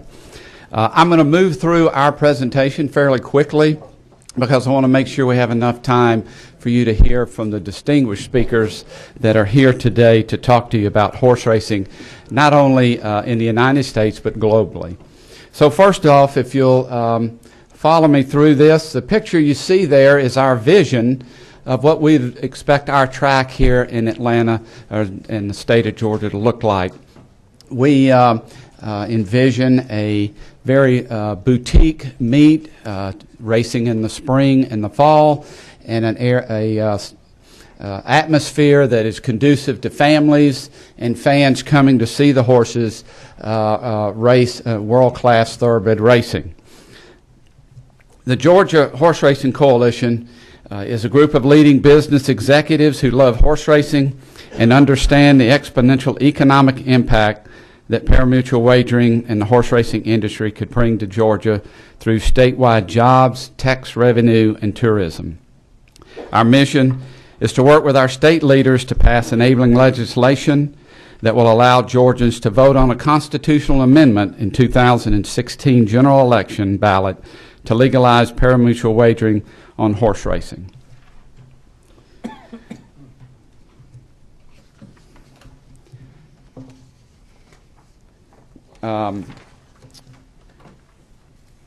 The facility that you saw there would be built with no taxpayer taxpayer dollars required. It would be a year-round, world-class racing facility and built with private investment. It would create new jobs, thousands of racing, breeding, farming, and hospitality and tourism jobs. Pari-mutuel wagering, in our estimates, would have a plus or minus of $25 million back to the state for need-based scholarships, grants, or loans to enable citizens to attend universities, technical colleges, and private colleges and universities in the state, and for our pre-kindergarten initiatives. In 2012, Landmark Communications did a survey of Georgia voters in which 72% of the voters support bringing horse racing to Georgia. Pari-mutuel wagering is very similar to bingo and is self-sufficient without casinos or alternate gaming. I do want to commend MGM and their presentation. It was extremely well done. I think that horse racing is more than sufficient without casinos, and we need to leave that part of the industry to those that run that so well. Today's racing model is quite a bit different from has been in the past, and the interesting thing is that the wagering, when you look at the numbers, 87% of the money's wagered is outside of the state. 6% is on track, and 7% within the state. So what does that mean? It means that it will be those people in New York, California, New Jersey, and even across the globe in Japan, China, England. Those folks will be wagering, and those dollars will be coming into our state. We will have people from outside the state paying for our children to go to school. So I think that's interesting to see. There were some questions about what impact would it have on the lottery here. Well, when only 13% of those dollars are reflected within the state, it will have very little to none impact on the lottery. Georgia offers an ideal location for sport of horse racing. The existing horse population is 180,000 horses, and we have many, many owners, veterinarians, and so forth that reside here in the state. We have already made partnerships with Racetrack Chaplaincy of America and Old Friends Thoroughbred Aftercare for our horses. The mission is to minister to the spiritual, emotional, physical, and social and education needs of the people involved in all aspects of the horse racing industry. And our partnerships with the Georgia Horse Racing will help us in our mission to spread the word about the necessity for dignified retirement and second careers for many of our horses. Again, as I said, we have nearly 180,000 horses within the state. Pari-mutuel wagering is, quite frankly, already occurring through the internet by many, many people within the state. It's unfortunate, though, that the state is not reaping any of those benefits from those funds. Much of this information you can continue to read through as we go, but as I said, I wanted to give plenty of time for our other speakers. The horse racing industry supports, if you go and take a look at Florida, it supports 12,000 jobs. It annually pays those workers $400 million in wages and benefits, and the industry generates an annual impact of more than $900 million each year. That in itself is larger than baseball in the state of Florida. The economic impacts in Kentucky is almost $3 billion, generated over 40,000 jobs. The tax contribution is $134 million, and breeding had the highest employment figure of over 16,000 with an output of $710 million. Racing had the highest output impact of $1.28 billion, with an employment figure of over 6,000 people. The total number of racing and breeding jobs is over 22,000 in the state of Kentucky. As we speak today, the sales program in Kentucky is underway. 2 weeks of selling young yearlings to go to the racetrack, and that will generate $500 million in sales. Our business model is quite different. We will be having a boutique meet, as I said earlier, with a 10-day live meet in the spring and another in the fall. On those dark days when there is no live racing, simulcast operation would be open to the racetrack, plus online wagering and additional OTB facilities around the state, except on certain holidays. In addition to thoroughbred horse racing, other breeds such as harness, Arabian, etc., could use the track at other times in other domestic and international equine and entertainment events. If you see here, we talked about the split off where 87% of the money is outside the state, 7% off the track, and 6% at the live racing at the track. Net operation to the operator. The unique thing about pari-mutuel wagering, it is everyone in here wagering, where 80% of those dollars are returned to the individual that's wagering. Again, you'll see the next slide is a breakdown of the dollars, and the thing of interest to the state proceeds is 30% or $31 million. So we do know that it failed in Birmingham. They overbuilt, overpromised, and again, the business model is quite different today than it was back when they built the facility in Birmingham in 1987. The rebirth of the sport of horse racing, you will hear from our speakers again on this, but it's good to note that NBC has signed up for an additional 10-year deal to broadcast the Breeders' Cup. TV ratings are up. Fans are coming back. Attendance is up at all tracks. Handle is up.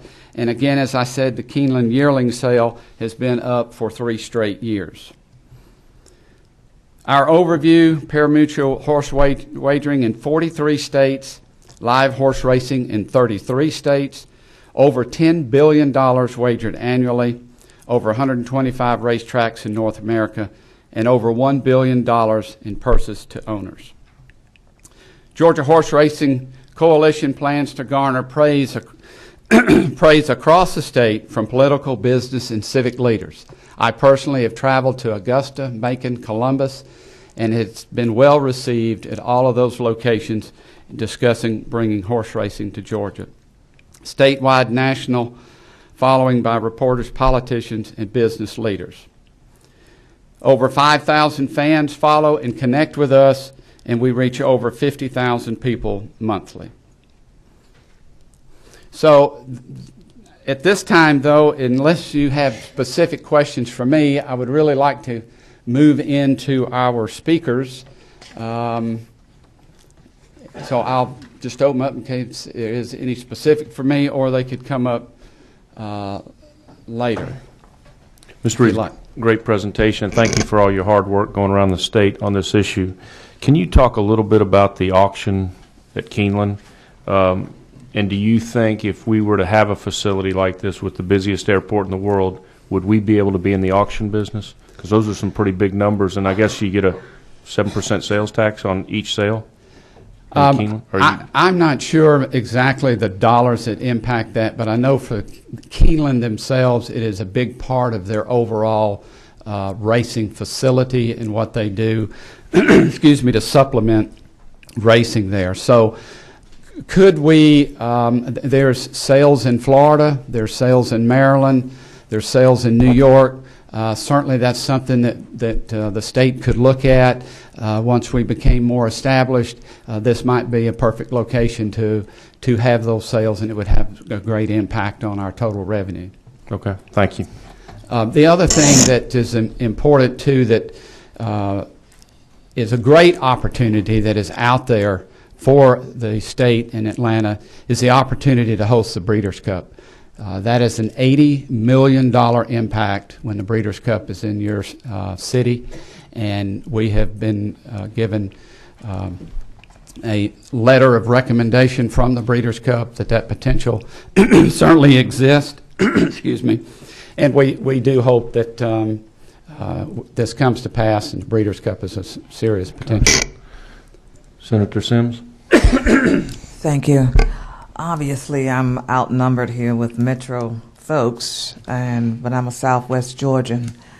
What kind of economic impact would this industry have for Southwest Georgia? Thank you. That's a great question. The so, benefit too. there is that we will establish breeding programs in the state, and so then that enables throughout the state farmland to be used as breeding programs for raising younger horses until they're ready to go to the racetrack. It opens up a great opportunity there. It will also open up the need for hay, straw, those feed type situations. So for the areas in South Georgia, Southwest Georgia, there'll be a tremendous amount of opportunities with the horse racing. Thank you. Representative Strickland? Yes. Thank you, Mr. Chairman.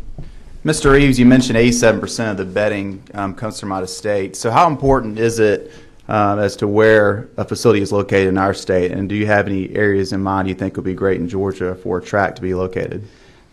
As I've traveled the state, I've found that there are a lot of great locations around the state. Would we have maybe more than one track? We don't know if how that may sort out. In New York, they have 3 racetracks. So Atlanta is a great opportunity based on the enabling airport, the facilities that are here. But you can also make a case for Augusta. You could make a case for Savannah. Many of those places would be well deserving to have a racetrack. Well, and a follow-up, if I may. If you were to locate in Atlanta versus, say, Augusta or a more rural part of our state, we would not see the 87% number possibly be a little bit lower and more of a local attendance and local buying with betting. As far as the 87%, what are you comparing us to? Is that nationwide? That happens in Florida. Those figures are exactly what is throughout the country, because regardless of where the track is, 87% of those funds are going to come from outside the state. So whether we're in Atlanta, Savannah, or Augusta, we're going to get that amount of wagering. 87% of those dollars will come from outside the state. Okay. So I hope, did I get your question correctly there? Okay. Thank you for your presentation. How many days of live racing would you anticipate there being on an annual basis? Right now, we're looking at 20 days of live racing, and so for us, we would be a very boutique meet. We would have very strong, large purses, attract the finest horses here, have top shelf racing, and we think that it would be packed house events for every day of our racing. They have found in the business that those boutique meets are really what's working out there, and we again get the benefit of seeing all that's going on around the U.S. in horse racing and doing what's right and being able to adjust to the things that have worked. And so we found, in fact, at Saratoga, an interesting, they draw close to 35,000 people on a Wednesday. Because there, even though the facility may only hold about 20,000 people, they have 1,500 picnic tables. And so they have quite a crowd that spread out, bring their families, spend the day at the track, and it's been very successful. So we are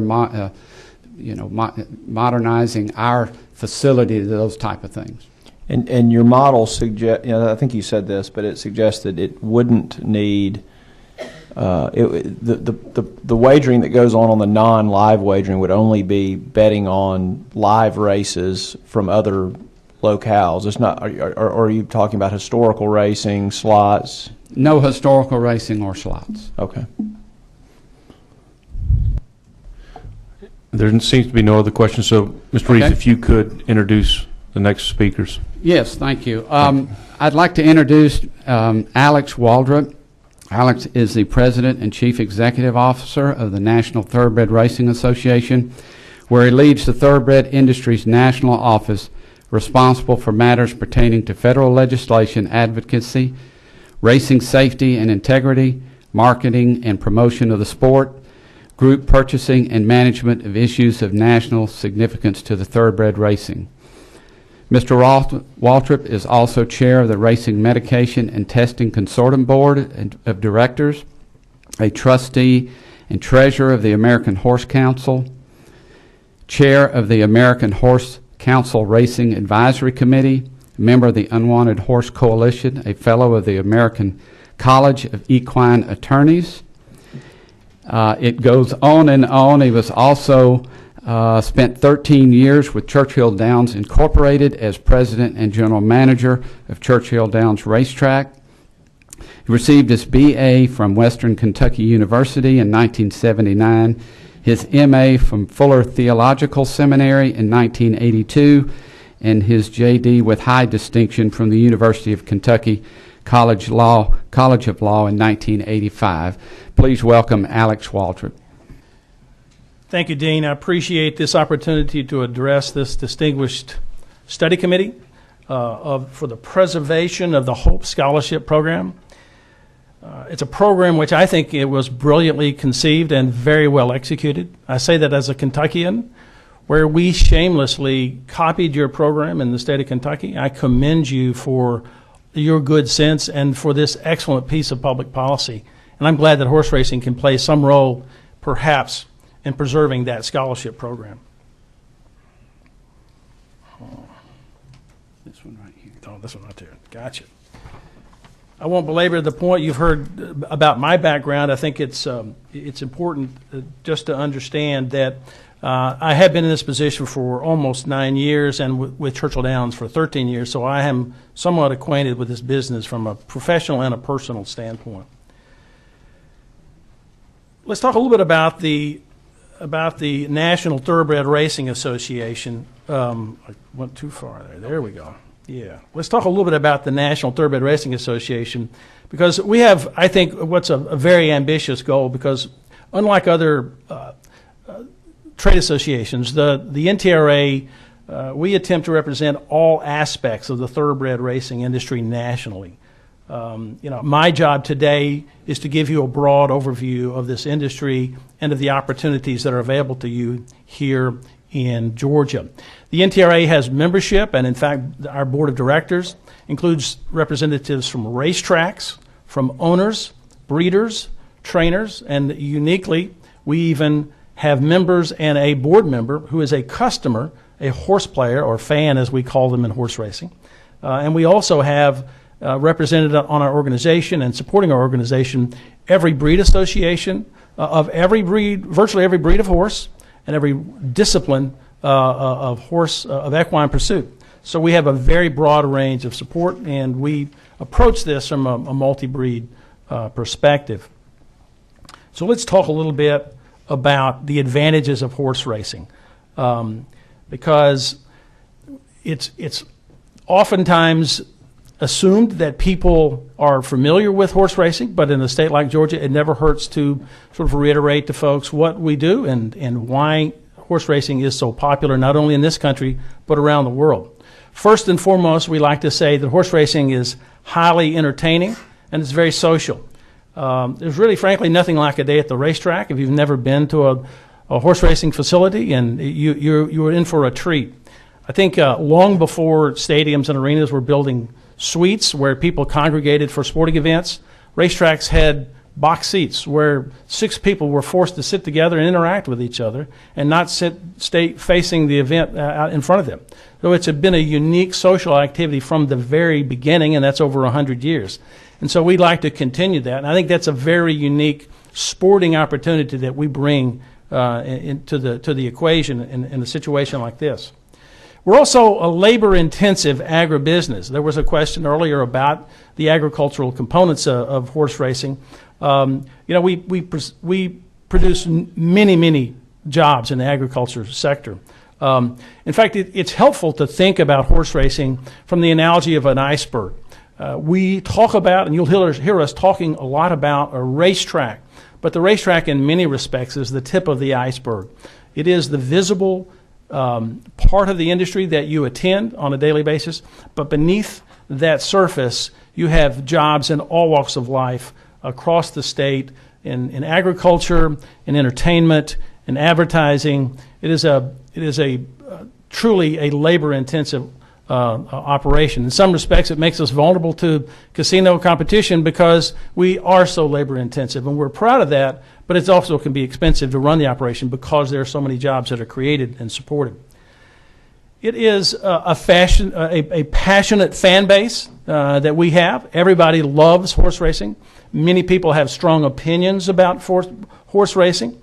But one thing we have going for us that no other sport has, we have these fabulous, amazing, thoroughbred athletes that compete on a daily basis, and they truly do inspire people. Until you've seen a live horse race, you've never quite experienced the thrill of watching horses charge around a track. It is really quite amazing, and it's one of those things that some people would have counted us out many years ago, but still to this day, people have a love and an affinity for the horse that transfers to the sport of horse racing, and certainly Georgia has that same affinity that could quickly be translated to horse racing.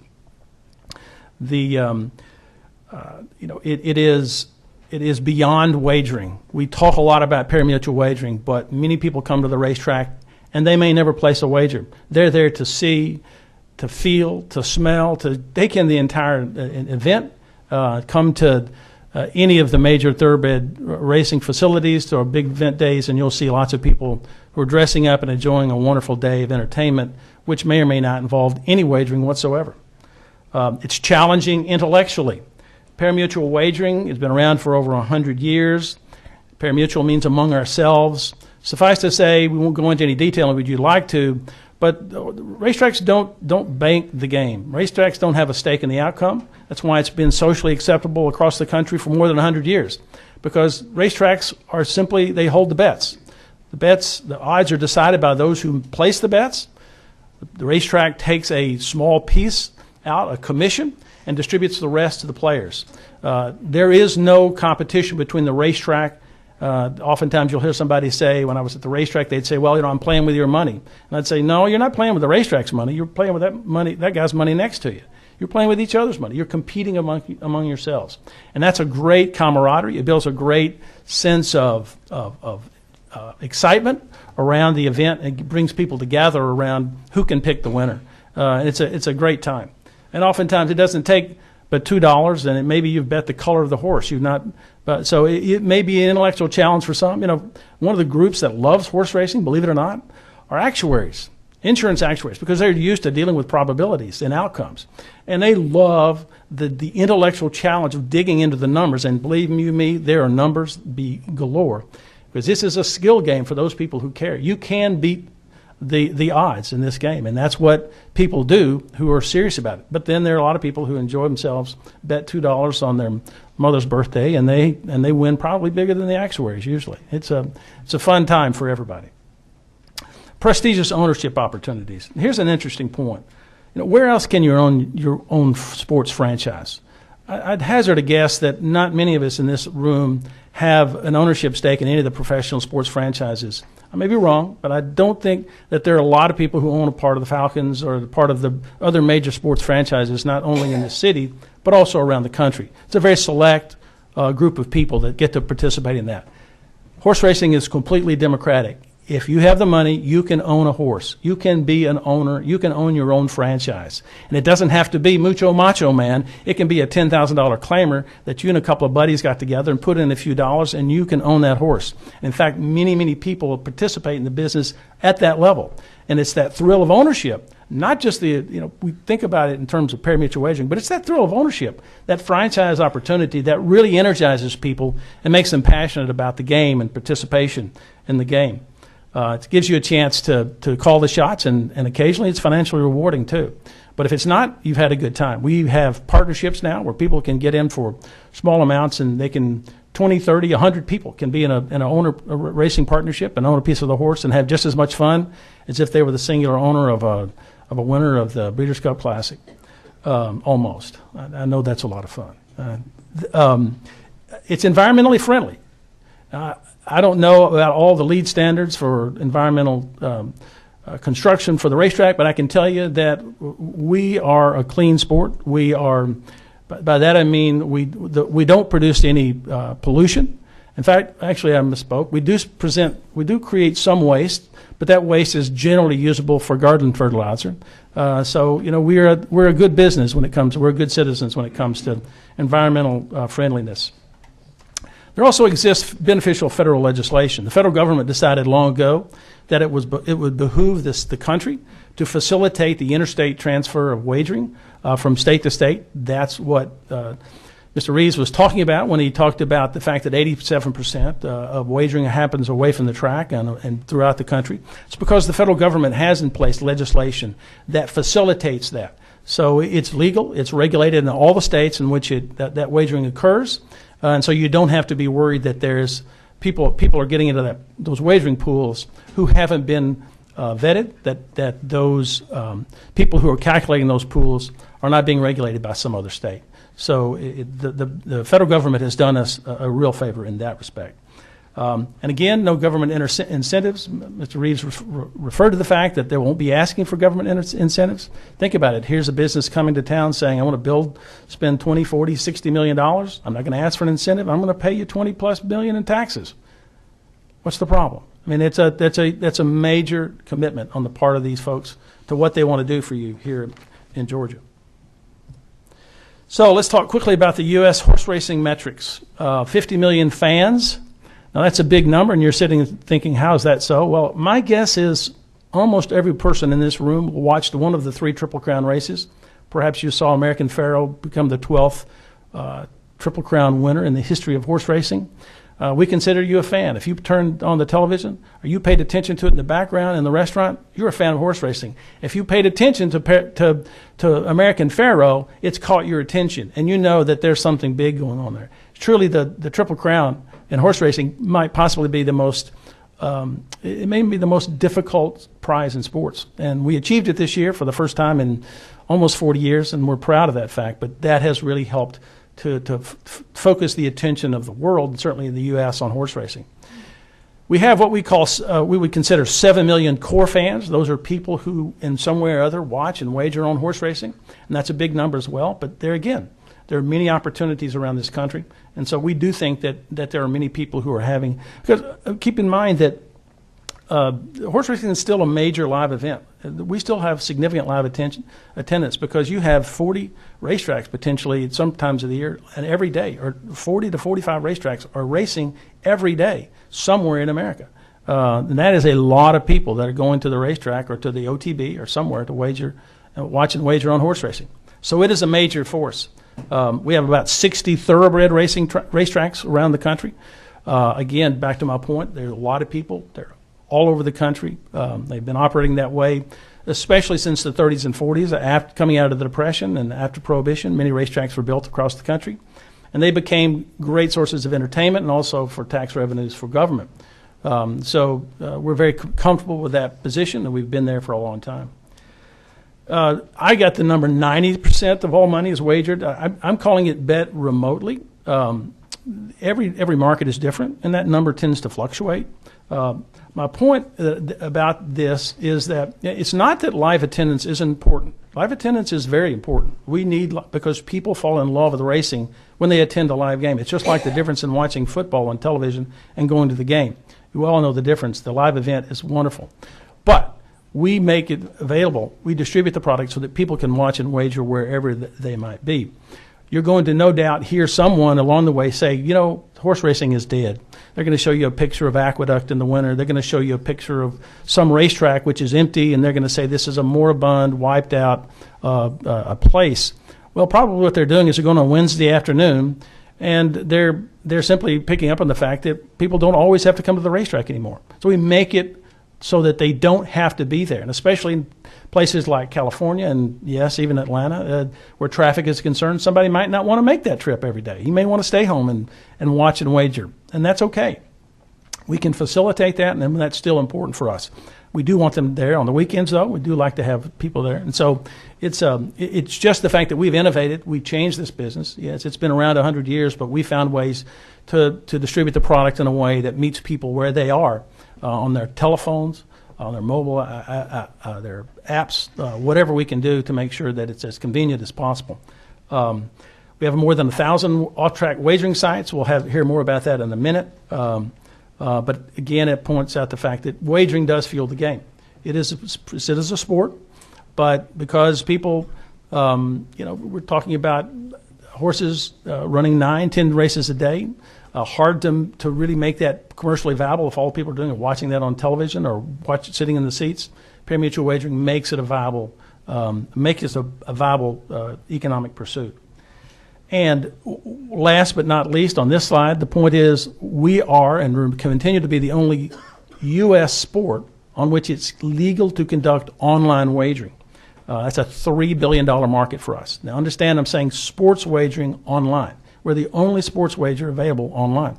And that's a very unique opportunity that we do not take for granted, and it makes for the possibility for places like Atlanta or Georgia, where you may not have currently a mature wagering environment, or you may not have a population that understands the nuances of horse racing.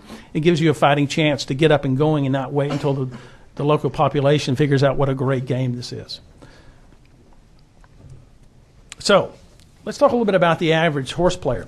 Now, I'm going to give you some statistics here from the National Handicapping Championship. We at the NTRA run the NHC, we call it. It's we conduct over 300 contests around the country, some brick and mortar at live facilities, some online, and people compete for the chance to come to Las Vegas once a year and vie for for some $3 million in prizes and the Handicapper of the Year and an Eclipse Award for being the top handicapper in America. That's something we at the NTRA we do. We take it. We every year we see what kinds of people are coming to the event because we want to know who's going to be here.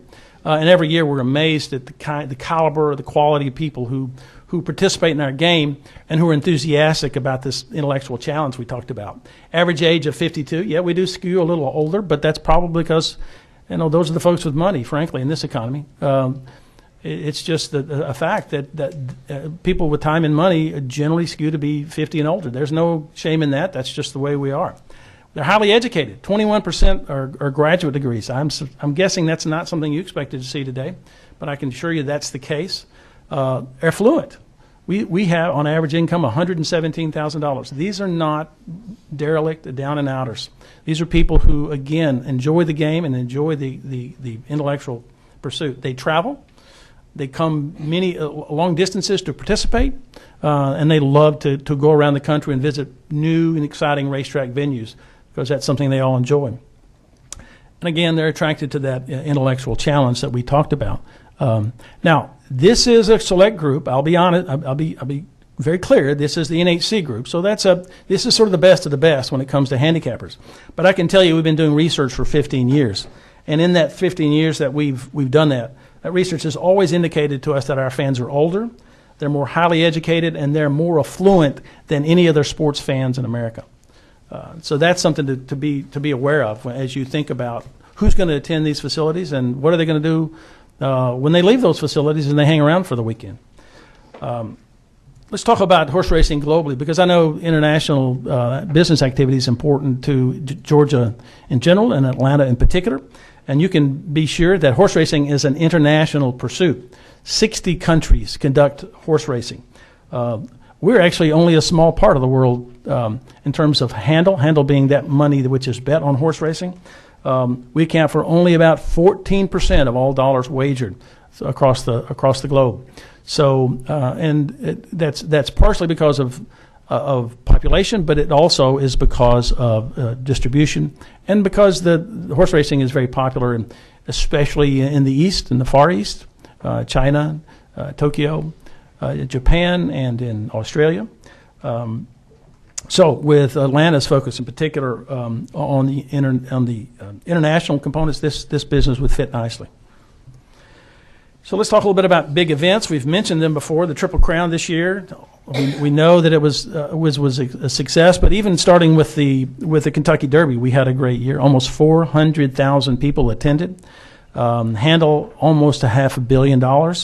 In the NBC viewership, 46.9 million. Keep in mind that would dwarf what the number of people that watched the World Series.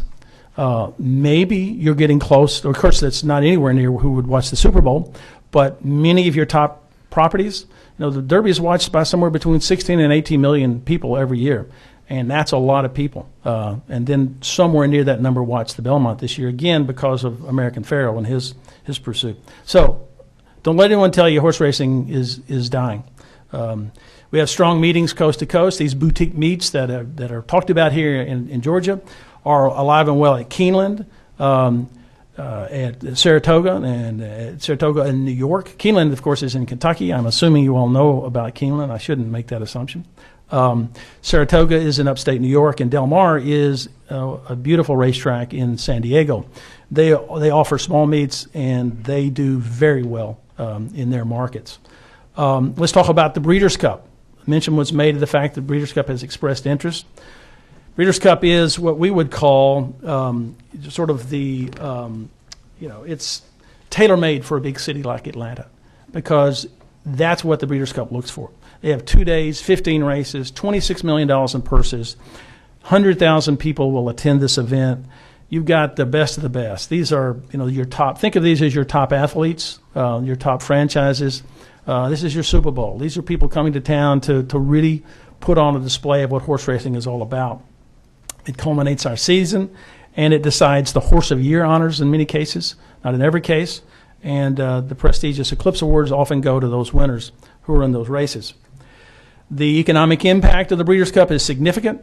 Direct spending of $40 million, in total spending of almost $65 million, 532 full-time jobs.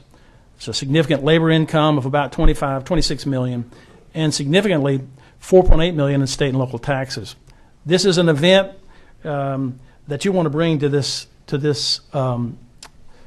state and to this city, because listen to the list of Breeders' Cup cities: New York City, Miami, Chicago, Dallas, Los Angeles, San Diego, and then Louisville.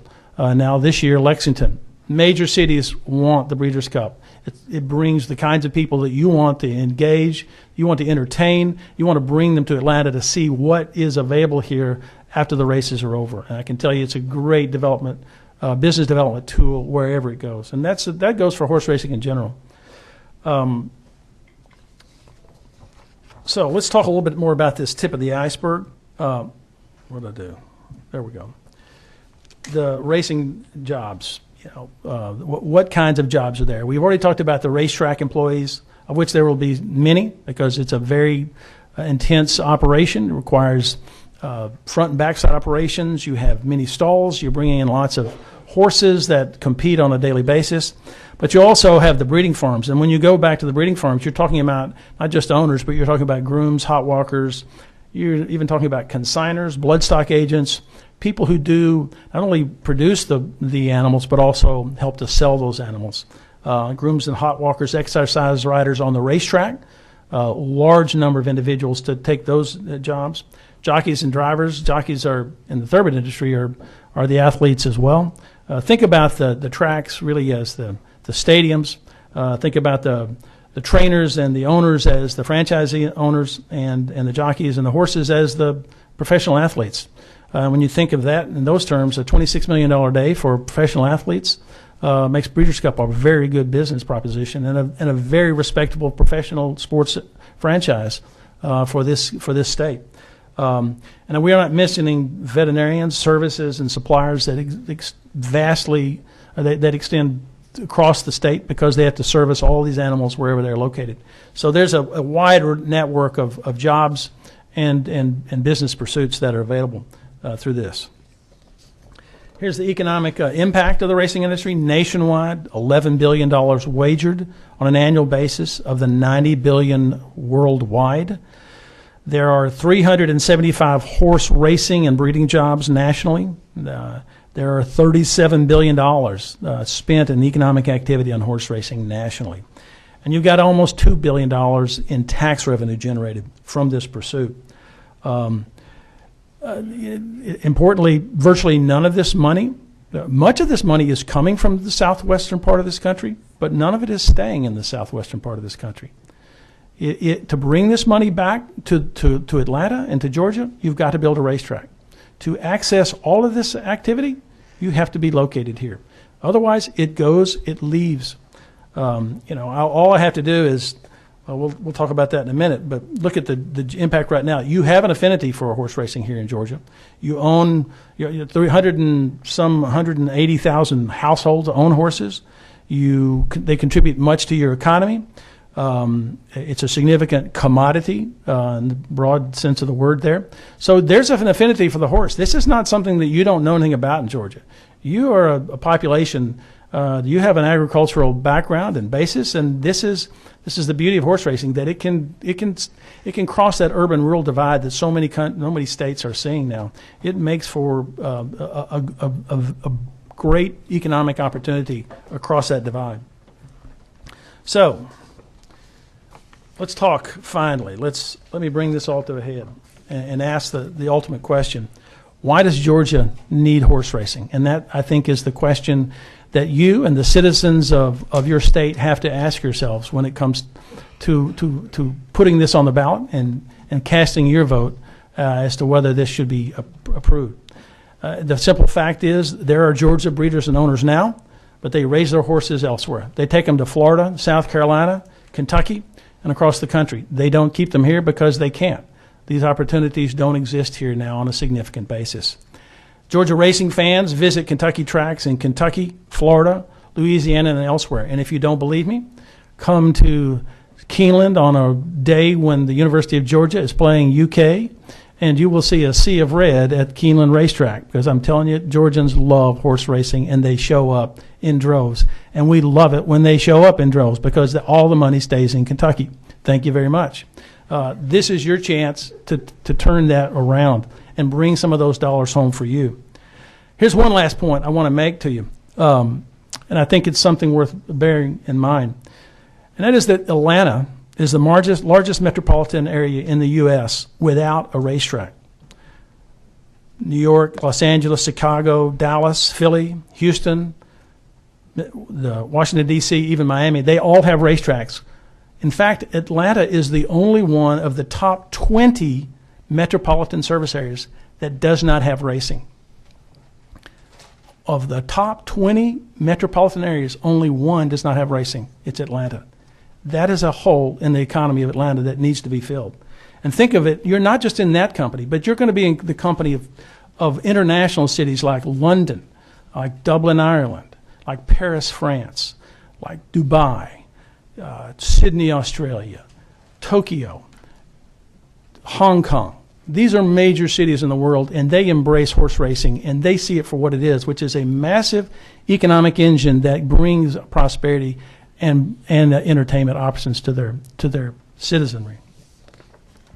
So, I applaud you for your foresight in taking a look at your scholarship program and finding ways to make sure that it's sustainable in the long haul. And I thank you for considering this opportunity for this new sports and entertainment option for Georgia. I urge you to seize this opportunity to put this issue on the ballot and let the citizens of Georgia decide this matter for themselves. Thank you very much. Thank you, Mr. Waldrop. Mr. Reeves, I know Mr. Rogers has to catch a flight. Lunch is here, but how long is your presentation going to be, Mr. Rogers? We're 10 minutes? Is that okay with you, Mr. Chairman? Why don't we let you go next so that we can get you on your flight back to Lexington. Are there any questions for Mr. Waldrop? I do have one quick question. Yes, sir. On the Breeders' Cup, we see a letter here from Craig Fravel, President and CEO of the Breeders' Cup, and the economic impact it brings and all. Right. How is that decided? Do you bid that on that, or do you apply for that if we built a Keeneland boutique facilities? It's a competitive bid, and it's quite competitive. But again, Atlanta, assuming this would be the location of the track, and I guess I'm showing my bias in which I think Atlanta should be the best place to locate if you want to bring the Breeders' Cup. That would be a very strong, 5.5 million people in this area. Okay. Makes this a very strong potential site. All right. At this time, thank you. Any other questions? At this time, Mr. Rogers, if you would come on up with the Stonich Group. Yeah, very quickly, Mike Rogers is the president of the Stronach Group Racing and Gaming Division, one of North America's leading horse racetrack operators and suppliers of pari-mutuel technology. So thank you, Mike, for coming all the way from Toronto, Canada, to be with us today. Thank you, Dean. Thank you. Thank you, committee, for having me here today. So I am the president of the Stronach Group Racing and Gaming Division. We are the largest operator of racetracks in North America, owner and operator. And I'm going to speak to you today. Alex, I thought, did a fantastic presentation, so I don't want to repeat a lot of things that he said here today. So I'll try to give you some new information about what it's our perspective of owning a racetracks. So we own 6 racetracks in America. 3 of them are on the West Coast. We own Santa Anita, which is in Los Angeles area, which has hosted the Breeders' Cup numerous times. We actually hosted the Breeders' Cup when Mr. Reeves won the Breeders' Cup Classic with Mucho Macho Man. I was actually there that day. It was a fantastic day. And there was many people talking about that he was from Georgia, so that was great. We have another racetrack in Northern California, Golden Gate Fields, which is near San Francisco. We have a racetrack in Portland, Oregon, named Portland Meadows. And we have 3 racetracks on the East Coast. We have Gulfstream Park, which is near Miami, and then we have 2 in Maryland, Laurel and Pimlico. Pimlico is host of the second jewel of the Triple Crown, the Preakness Stakes. We have roughly about 120,000 people attend that event each year. And of course, we host races year-round at the other 2 facilities. We also own an online betting company called ExpressBet, where people can bet online. We own a technology company called Amtote. That technology company basically is the calculator that calculates the odds and the payouts when people are placing their wagers. We also have a few training facilities. Our founder is a man named Frank Stronach, who immigrated from Canada, from Austria. He started an auto parts manufacturing company, largest auto parts manufacturer in the world. Multi-billion-dollar international company, well over 150,000 employees, and he saw an opportunity in horse racing and he seized it. And we've now grown. Our business model is based on horse racing. We do not, our focus is not a casino. One caveat that we do have a casino operation, or I would say a slot parlor, at our racetrack at Gulfstream Park. Interestingly enough, our biggest days in our slot parlor are on our largest horse racing days. So our casino basically is benefiting when we have events on the horse racing side. But we do not rely on the casino. Our core business is horse racing. It was mentioned here a couple times about pari-mutuel wagering, and as you know, we are racetrack owners. We have no interest in the outcome of the race. Ironically enough, we actually, because of the way the handle works and the betting works, it's churn, we actually prefer our bettors to win, where the opposite is true at a casino. Basically, you're playing against the house. But at a racetrack, you do not play against the house. Of course, a lot of things we talked about the jobs. We very, very labor intensive. One interesting stat, when a horse leaves his barn to race in the morning, by the time he gets back to the barn after his race, 9 people have touched that horse during that one performance of that horse. So it's a very labor-intensive job, and the labor goes back to the rural community. It goes back to the farms, the breeders, the hay, the straw, the kid painting the fence. And we are breeders as well. Our chairman is the largest breeder in America. He's been awarded numerous times as the Eclipse Award-winning breeder and owner. So we're a fully integrated company from the time they're born even to the time they retire. We run a retirement foundation for our aftercare for our horses. It's very important to us. We recognize that's important. But I think horse racing saw a real growth when simulcasting was allowed. And that was where racetracks were allowed to bet on each other's property. And that's where states were allowed to bet on other states' racing. That's when the growth of horse racing took another surge. And we've taken advantage of that, and we're a large exporter. A lot of our money, as mentioned earlier, is bet from other states. So we're a huge exporter. And we have another company called Monarch, and this is very important, I think, for you guys to understand if you do move down this path of investing in horse racing. Is there's another growth happening right now in horse racing, and that's on the international stage. Alex touched on it. We have a company called Monarch Content Management, and what it does is we basically package up content, Gulfstream, Santa Anita, Maryland. Even we take a few tracks that are not owned by us. We have Del Mar, for example, Monmouth Park in Kentucky, and we take that content and we sell it to other countries. We are now selling our content in Uruguay, Panama, Venezuela, Australia, England, Ireland, South Africa, all over the world, and we are just on the tip of the iceberg of reaching that market, and that's all new money that's now being brought back into America, into our locations, and I see that opportunity would be possible here in Georgia as well. So I think if I would open up any questions that you might have for me, but from our perspective, horse racing is a very viable business. We've been very successful running it without a casino, and we see the continued growth. We've invested millions of dollars in our facilities. We've just done a major renovation at Santa Anita. We've done a huge renovation at Gulfstream in Florida, and we're now beginning a major renovation in Maryland and at Pimlico or at Laurel right now. So we see this as a very successful and growth-oriented industry, and it is an industry. It's not just it's a major industry that creates a lot of jobs and a lot of infrastructure. So. Representative Martin. Yeah, thank you for coming, and I know I stand between the committee and lunch and you and your flight, but I want to ask this question.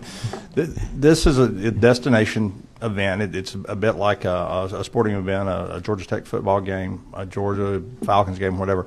Traffic coming in and out. Is that something that you as an operator take care of, the traffic related into that area? I mean, I know you're going to provide ingress and egress to the facility, or you wouldn't have patrons come. I guess what I'm asking is, if this goes forward, it'll obviously be a local vote to do a variety of things. But will the local? How do you participate with the local community? In other words, do you look for no property tax abatements or whatever?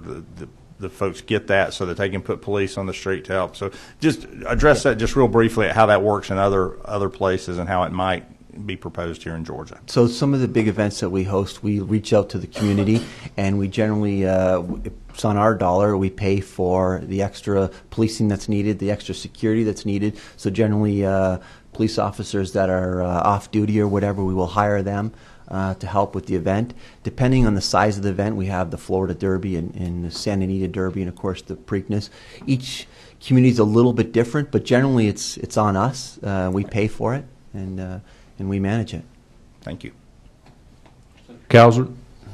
Chairman, if we legalize betting on horse racing in Georgia, will Georgia citizens that go to our tracks be allowed to bet on Pimlico and Santa Anita? Yes, they will. Right now, we can't do that. That is correct. They would be allowed to bet on races that are offered throughout America. Again, this is an example. This is a great question for this committee and Georgia. If I look in the various states that we operated, if we had a whiteboard, and it's mentioned here earlier, and could do it now, I mean, we would write the legislation probably a lot different than we have it in other jurisdictions. It's kind of, a makeshift work, but you guys clearly could start it from the beginning, and that's a great question of import signals and what's allowed. In California, there's a certain limit of the imports that's allowed in California, but in Florida, there's no limit. We can bring in as many signals as we want, but California, there's a limit.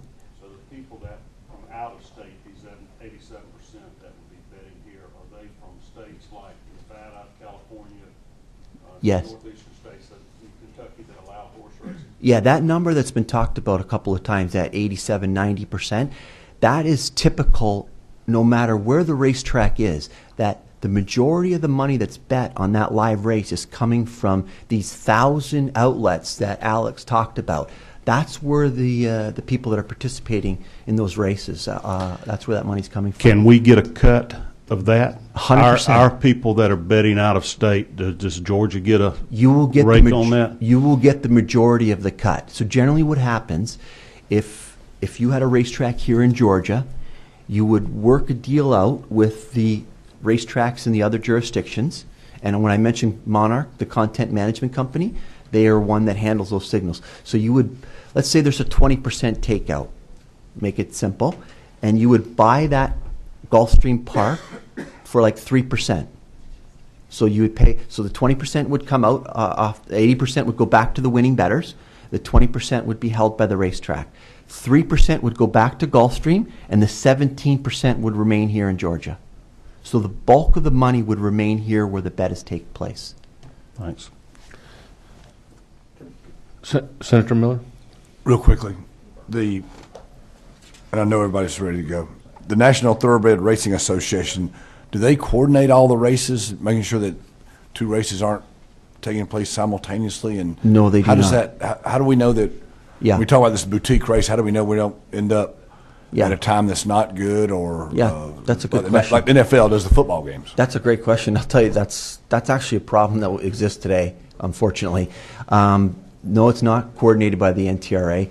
It's generally racetracks that try to coordinate with each other and say, for example, Florida and New York, we basically work with each other and say, okay, our post times are this post time, and we try to stay off each other. So it's really a coordination between the racetracks themselves to try to stay away from each other and not run at the same time. So it almost becomes like college football. Whatever team's going to draw the biggest crowd, the biggest TV ratings are going to be is going to be the race that's going to dominate. Yeah. So that's when you're at let's say Nevada, for example, and you're going to have a menu of choices. You're right. What is going to make Georgia stand out over the other tracks that are available on that menu? And there are a lot of things that Georgia, I think, can do well. And having that boutique meet that's mentioned here earlier will provide the quality of horses, almost like the A-League of horses. And that's going to immediately draw the eyeballs to the racing here. Where, facility like, I don't want to beat up on any facility, but some of those racetracks that are maybe sort of the minor league facilities that are running races, day in and day out, and it's kind of a, cheaper class of racing or whatever, those, have a struggle to get the eyeballs. But ironically, the number one thing that draws eyeballs is the field size. So the larger number of horses in the race will shift the eyeballs to your product. Sometimes that will outweigh quality of the product, is the number of horses in the race. So that's a very important factor if you're operating a racetrack, is field size. So one follow-up. No. So your statement is that because of geography, because of interest in horses already in this state, that Georgia would be could you use the word premier? I mean, I think you could be a premier track for sure. Yeah, I think with the geography, the destination. Well, where the heck you guys been? We're ready. We're ready and willing. Thank you very much. And they're off. We're going to be hearing that soon. All right. Any other questions? If not, we're going to break for lunch, and we'll hear from Michelle Fisher. When we get back from lunch, we'll start at 1:15. Is that okay? 1:15. See you then. All right, we're gonna reconvene the meeting. Mr. Reeves, can you introduce our next speaker, Michelle Fisher? Yes, thank you very much, Mr. Chairman. It's my pleasure to introduce Michelle Fisher. She is the Vice President of Sales and Business Development for Sport Tech, Racing, and Digital, overseeing North and South American markets. So please welcome Michelle Fisher. Thank you. I want to thank the committee for allowing me to be here and speak about horse racing. It's a subject that's near and dear to my heart, and I also want to thank you for allowing me to have lunch first. So we move forward. I want to focus on another aspect of the racetrack and racing here in Georgia, and that's going to be. Can I get you just to tell us a little bit about your sport tech and your organization? I'm going to do that next. Awesome, thank you. There's a copy of my presentations on your desk in front of you too. So we're going to speak today about another aspect of our business that's really important to supporting horse racing, and that's going to be off-track wagering. But before we do that, I'm going to tell you a little bit about Sport Tech. Sport Tech is publicly traded on the London Stock Exchange. We have several divisions, 3 of which are business to business. Our main focus is on providing technology services for parimutuel wagering around the world. We have a venue management division that provides services to operate OTBs, internet platforms. And we have another business-to-business group that provides, it's called Bump 50/50, and it's technology for charitable gaming that you see at like pro sports games, the 50/50 side of things. On the consumer-facing, Sport Tech is a football pools parimutuel company, which means in the UK, that's soccer. So we facilitate wagering on soccer in the United Kingdom. We also run OTBs in the Netherlands. And here in the United States, we run OTBs in the state of Connecticut.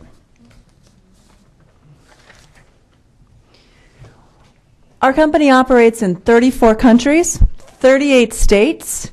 We have 1,000 employees worldwide, and we process over $13 billion in bets worldwide. So it's a lot of wagering going on. We have 10 offices, 6 countries, and if you look at the chart over here, something very particular you're going to see. Our technology headquarters is just north of here in Alpharetta, Georgia. And you may ask, how did that happen? I get asked that all the time. Why are you in Georgia? There is no parimutuel wagering in Georgia. How? And I tell people, I'm flying to Atlanta. What could you be doing there? Well, here's a story. It's a story of mergers and acquisitions. When I joined the company 12 years ago, we were a company called Autotote.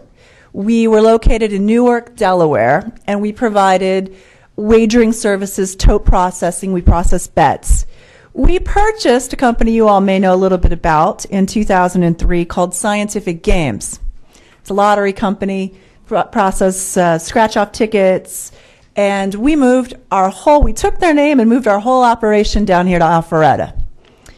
So during that time, we were part of a much bigger company in Alpharetta. And at the end of 2010, Scientific Games decided to divest themselves of the racing business and sold it to our now corporate parent, Sport Tech in London. Well, by that time, we had 46 people already working here in Georgia. Their families had moved here. They loved it. So we didn't move them. We kept them here. We just moved down the street from Scientific Games, leased an 18,000 square foot office. And, currently we have 46 professionals working for us with a salary of about $4.3 million. So now that you know a little bit about Sport Tech and our unusual tie to Georgia, let's look at what we run in Connecticut, specifically with off-track betting. So when Sport Tech acquired this company from Scientific Games, they owned a whole network of OTBs in the state of Connecticut. And what's really important for us to understand is how do OTBs and off-track betting play into live horse racing that we were discussing earlier today? Well, as you know, we all drove here in this traffic, and our time today, you can't always get to a racetrack.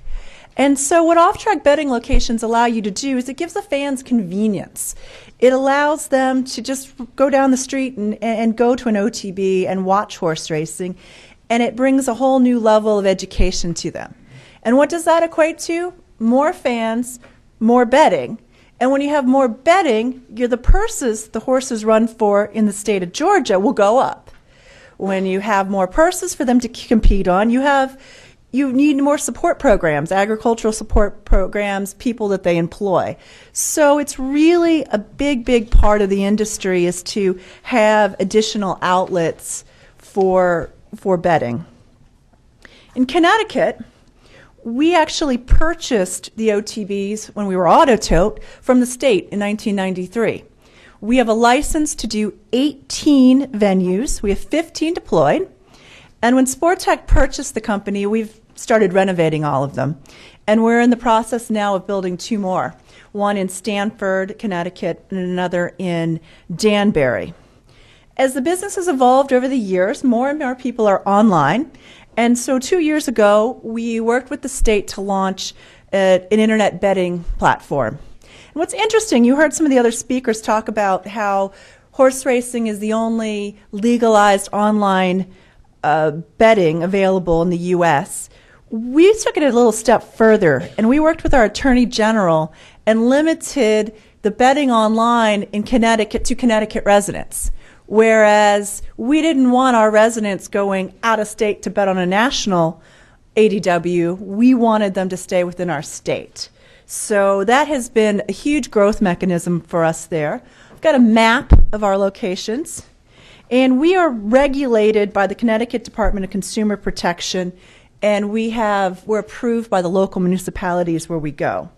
We also work with a large casino in Connecticut called Mohegan Sun, where we provide a race book for them. So the more places we can have horse racing seen, the better it is for the industry. So what does all this mean to the state of Connecticut?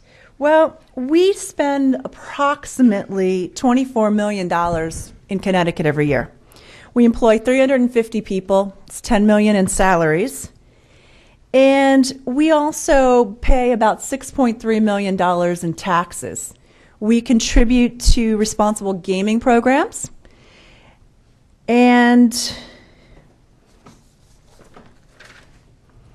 really look to promote horse racing. That is our number one thing, is how do we promote horse racing? And it's not just having TVs and having a place for someone to bet. It's about interaction. It's about education. We have handicapping seminars. We have participants come in. We provide very comfortable facilities, modern.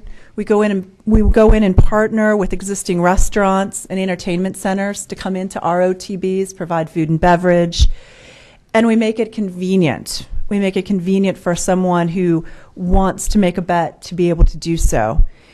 The technology is easy to use in all of our places, and it has to be fun. So those are the principles that guide us to our OTB business. Now, this is not your grandfather's OTB. You say the words OTB, and most people think about something they've seen in a gangster movie that's seedy, back end. Well, this is not what this is. This picture is one of our locations that we just spent about $4.5 million last year renovating. It's across from Bradley Airport. And what that was one of our first ventures with a local company called Bobby Valentine. Local sports guy who had some restaurants. We invited him to come in with us and create a sports bar.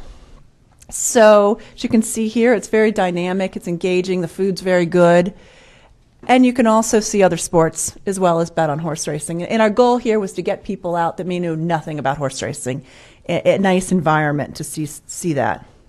There's a few more pictures. But we also cater to people that are very dedicated to sport. Alex talked about people with their stats and their numbers, and we have sections within our OTBs that have the individual carols where they can put all their data out and study.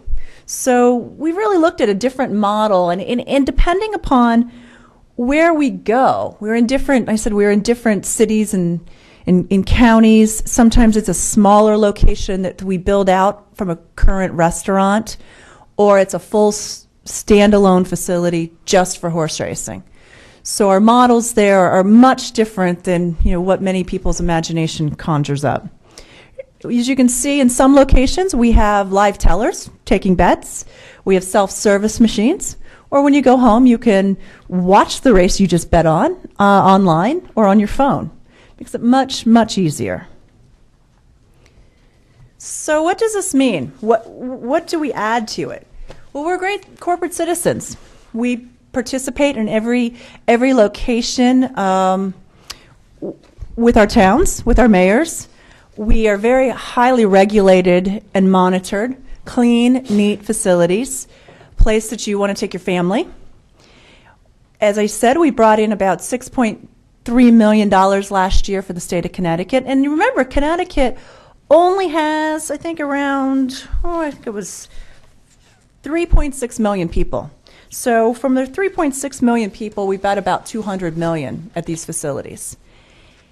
And steady employment base. We have 350 employees within our state. And, you know, I'd be happy at some point as we move down this road to put you in contact with some of the folks that we work with in Connecticut as far as the mayors, the law enforcement. It's been a really win-win for us at Sportech. Now I'm going to open it up for some questions, if y'all have any.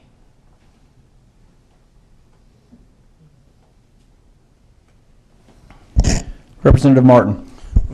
Mr. Chairman, I just wanted to thank them for staying in Alpharetta. I know Senator Beach and I appreciate the business. Seriously, can you speak to the issues of I mean, and maybe this is not you, so let me ask, but can you speak to the issues of where the wagering comes from across, I mean, in high-level terms? Mm-hmm. I mean, is it from other parts of the, I mean, we're 300 million people in the U.S. There's, right, you know, 1 billion people in China. There's people all over the world. Assuming, as the gentleman said earlier today, that, you know, if horse racing were to come by in Georgia, wagering could in fact come from around the world. Does your company, and is it public, that you can provide information of where the metrics, you know, the wagering comes from, just in terms of transactions, not dollar amounts? Well, some of the bigger markets in the world are Australia, the Middle East, or not the Middle East, Asia. As far as betting on the U.S., France is very big on betting on U.S. product. How it would work is this. You'd have a racetrack, and at your racetrack, you bet on your live product. So when it's not running live, or when it is, you bring in other host track products. And you could be bringing in races from Kentucky, you could be bringing in races from Chile, you could be bringing in races from Dubai, and everyone that comes to your facilities here in Georgia could wager on those properties. Then, when you're running live, you send your signal out. And it's really just a matter of timing, how the quality of racing. And when I say timing, I mean from the world standpoint, right, when you fall during the day. And you then export your signal out to anywhere in the world. And depending if you're day racing, which it looks like it would be, it would probably fall. I would say France would be one of your big markets. Australia would be another possible market for you. But the world is becoming smaller and smaller all the time in any business that you're in. You know, we're in 38 countries, and the U.S. is not our biggest market. As a technology provider, I mean, we do all the racing in Turkey. We do a great amount in Latin America. That market's emerging. They want to emulate the U.S., Mexico, Argentina, Chile, Peru. They're bringing in more of our product because the time difference is best. I'm trying to think who else. So many countries. And so we're seeing more and more of that. We have a data center in New Jersey, and that's our world center. And we're running almost 23 hours a day with races either coming in the morning from the UK over here, and late at night we're doing Australia, we do South Africa, New Zealand. So it's just a matter of timing. Okay. Thank you. I don't think we have any questions. You answered them all. Great presentation. Well, let me know if you have any other questions. I'm excited to see horse racing come to Georgia, if it would. And, you know, at Sportech, we're pretty excited to think that we can actually have parimutuel wagering in Georgia and expand our business here. So thank you for your time. Thank you very much. All right. Next, we have Marquette Advisors. We have Louis Frillman and Brent Wittenberg. Lewis and Brent have they've provided materials to the members of the committee, but they have studied the economics of Georgia as a potential gaming market, and are going to provide us a little bit of background on who they are, who Market Advisors is, and then tell us about their economic impact study they've performed. Chairman Beach, Chairman Ramsey, and distinguished members of the committee, thanks. I'm not quite the computer genius, but I can get this going, I think.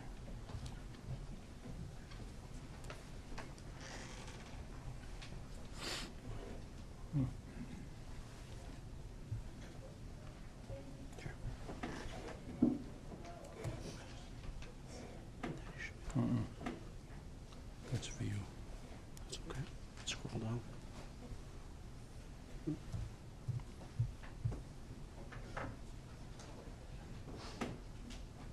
It's not a PowerPoint file,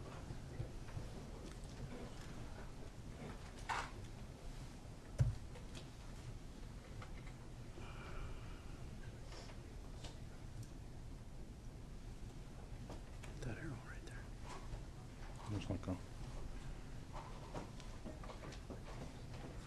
Sorry, we're trying to get to full screen and having a little bit of a bump. But in front of each of you, you've got a copy of our full report, a executive summary, and also a copy of the PowerPoint, which we're going to run through. So I guess my first question is, can everybody see this okay? And does everybody have a copy of the reports that I am referencing? Thanks very much. And again, to the committee, thank you for having us this afternoon on this subject that's very important to the state. Marquette Advisors has been in continuous business for over 30 years, and I say with respect and humility that we are probably the most recognized financial advisor and market consultant to the casino gaming industry in the United States.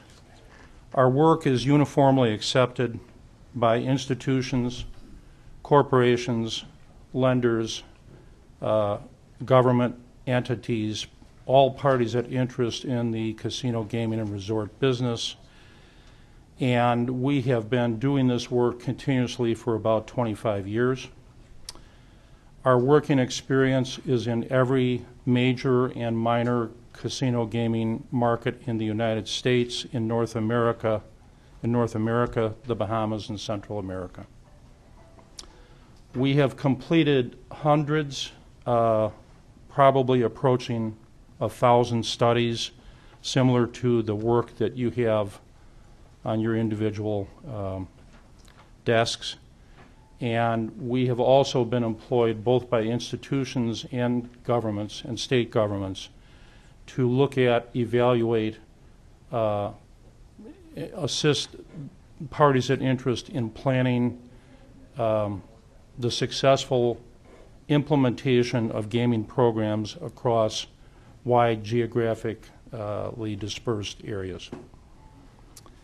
We have a particular expertise in creating these strategies, which we do with the intent to maximize value for our clients across entire portfolios. We are delighted to discuss with you today our strategy to help maximize casino gaming revenues and taxes for the Hope Fund and for the state of Georgia.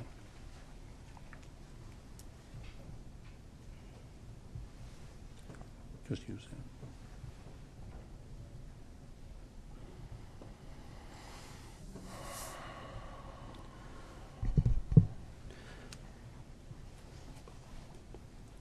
Just to kind of set the stage, I want to kind of hit on some of the key points as it relates to the proposed act and the parameters that we've considered as a part of our study. We considered up to 6 destination casino resort licenses across 5 geographic zones. And you have a map there, and there'll be a map on the screen shortly that depicts the general areas and how that breaks out across the state of Georgia. We've assumed 2 licenses for what we'll call today an Atlanta or a North Georgia zone, a primary facility, and then also a secondary facility. Minimum private investment for that larger primary Atlanta facility is assumed to be $1 billion, with $200 million as the minimum investment for the balance of the other licenses, with a total of about $2 billion in private investment based on this model. The gaming tax rate as applicable to our analysis was 12%, again for purposes of this analysis, and that comes off of top line casino gaming revenue. We've assumed a competitive RFP process. The committee and the state will determine exactly what that looks like to ensure the benefits to the state and the economy here are maximized. And it's assumed as well that the oversight will be provided by the Georgia Lottery Commission.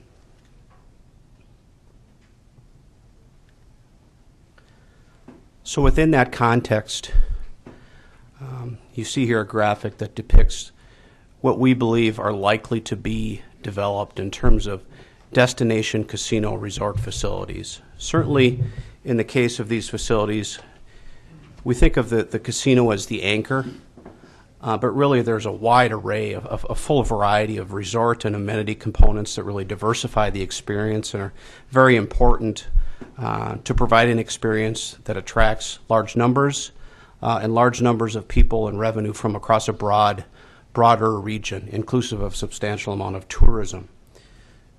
Really, just to borrow a term from Mr. Lerner earlier today, it's about optimizing the math, if you will, working towards maximizing investment, at the front end in terms of the facilities that are developed, but also allowing for future growth in the market and expansion and reinvestment in facilities. So the facilities you see here on the slide aren't necessarily the optimal facilities over the long term. We allow for some expansion inside of this baseline model as well. It's also, of course, about maximizing visitation and revenue, both from in-state but also strategically from out-of-state, capitalizing on existing tourism and creating new tourism to the state of Georgia. And then also maximizing the impact on the economy that you have that exists in the state of Georgia today. And we'll talk a little bit about how that occurs. We're in a very real way, we're scientists at this business of maximizing value within the context of these type of facilities. I should add that there's an art to this as well. And the art is, as Brent said, balancing all of the chess pieces, so to speak, on the board, and trying to make sure that they all match in a way that both maximizes value in each individual facility, which is the way ultimately, to maximize tax proceeds for the education fund.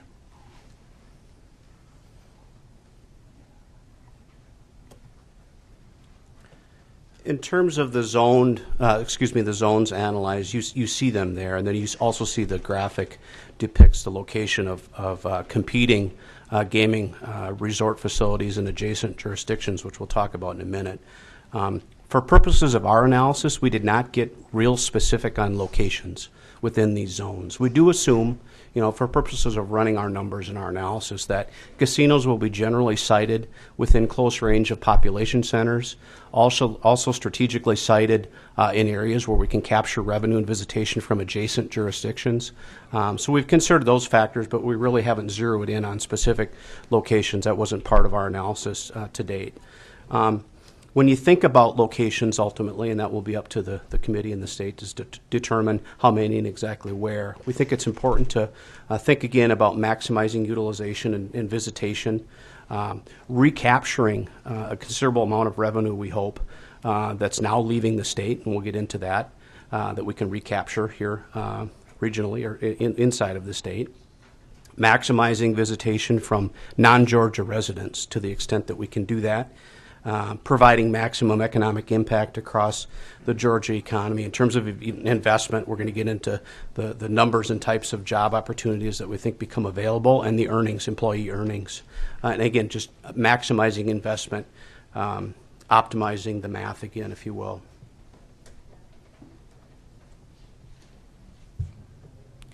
So really, inside of those parameters, the primary objectives really of our analysis were twofold. First, to evaluate the opportunity. What is the potential for gaming based on that set of assumptions and those parameters that we outlined? You know, how many visitors can these facilities attract, and where are they likely to come from? How much non-Georgia resident versus Georgia resident spending is likely to occur? How much revenue, obviously, and then what's the opportunity for these ancillary facilities that we talked about in terms of gaming, lodging, food and beverage, and entertainment, both on-site and also within the existing community infrastructure. In evaluating all of that, some of the factors that we look at, and will become clear as you read our report, are certainly Georgia demographics and all of the economic factors that we consider: population density, income, the availability of gaming in adjacent jurisdictions, how many complementary leisure and recreational activities exist in the economy here today, and then how does Georgia compare to other markets? You know, there's much to be learned from other markets and other jurisdictions that we've worked in, and we've certainly compiled and considered a lot of that information as a part of this analysis. And then the impact of competing facilities in these neighboring jurisdictions, North Carolina, Alabama, Mississippi, and Florida have all been discussed today, and they have facilities that are regularly visited by Georgia residents today. So we've considered each of those factors in our analysis. Secondly, we've provided a quantification of the economic benefits that we believe will accrue to the state and to the state economy as a result of the introduction of destination casino resorts in the state in terms of tax revenue, tourism, job creation, employee wages and benefits, and business revenues and gross output.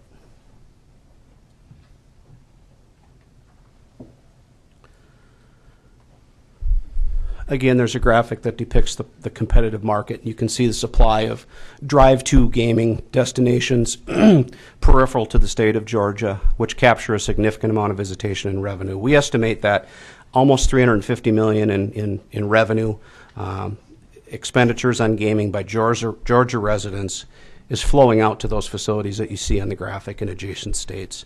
We feel like that likely increases to almost $500 million following completion later this month of the secondary Cherokee facility in North Carolina, in Murphy, North Carolina. What happens as a result of introducing gaming inside of the state of Georgia? Certainly we can expect to recapture a significant portion of that revenue that's currently flowing out of the state.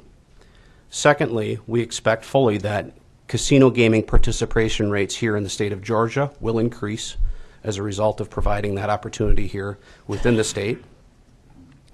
And you'll capture new revenue and new tourism to the state of Georgia as a result of these extensive destination resort facilities and providing a major boost to tourism in that way.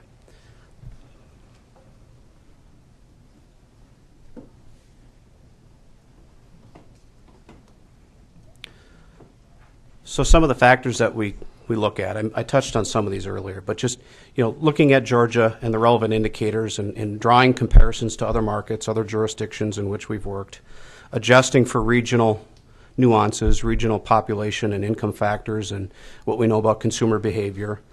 We look at the existing tourism infrastructure and tourism industry as it exists in each of the zones that we've analyzed. We've then developed extensive modeling, as you'll see in the report, that effectively predicts by point of origin, in this case by county, and in some markets we got a little bit more specific than that, but generally by county, by point of origin, looking at the adult population, determining what we believe based on our analysis to be a reasonable participation rate, okay, and then we get to a number of visits, and then we distribute that visitation and those expenditures across regional casinos based on a gravity model, which considers attractiveness factors, location, distance traveled, and a whole variety of considerations relative to attractiveness.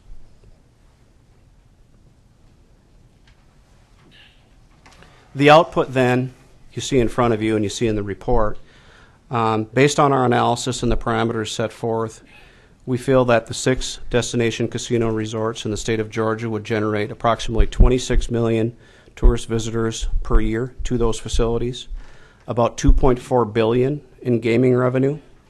In terms of the tourism, the tourism impact and the amount of out-of-state visitation, we feel comfortable in saying that at least a third and likely in excess of 40% of gaming revenues are likely to come from out of the state. Ultimately, that's going to depend on where the casinos are specifically sited, okay, and the availability of complementary tourism infrastructure and the overall facilities that are offered. At that level, these facilities, again, based on a 12% tax rate, should generate gaming taxes in excess of $280 million annually once operational.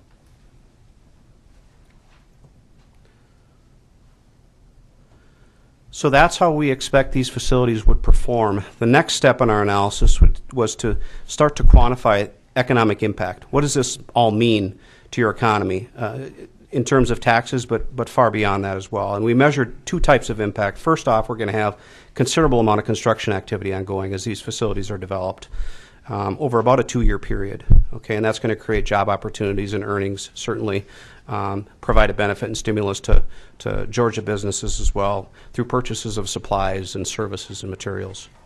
And then we've got ongoing operational aspects to these facilities once they're up and running.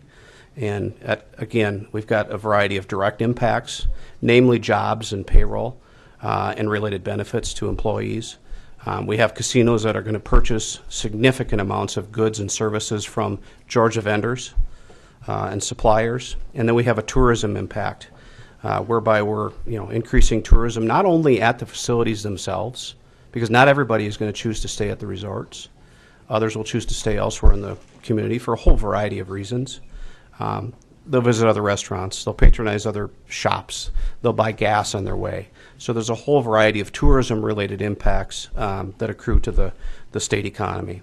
And then we look at the catalytic impacts, if you will, or the multiplier effect, where we're quantifying through use of in-plan software indirect and induced impacts related to these facilities. Indirect has to do with changes in inter-industry purchases, if you will. Okay, casino purchases goods and services from business A. In turn, business A grows its business and purchases other supplies and goods from other businesses in the state, right? Induced has to do with changes in the economy relative to new personal income, okay? The wages as the employees then spend them in the local economy. And again, we use the in-plan input-output model, which is widely accepted as a reasonable measurement tool for indirect and induced impacts nationally.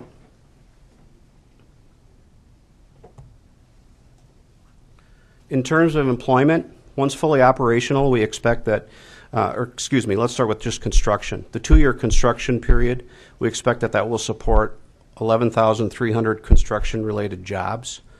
Okay, on a permanent basis, once these facilities are operational, we expect that they'll create over 30,000 job opportunities statewide. 30,000 job opportunities statewide.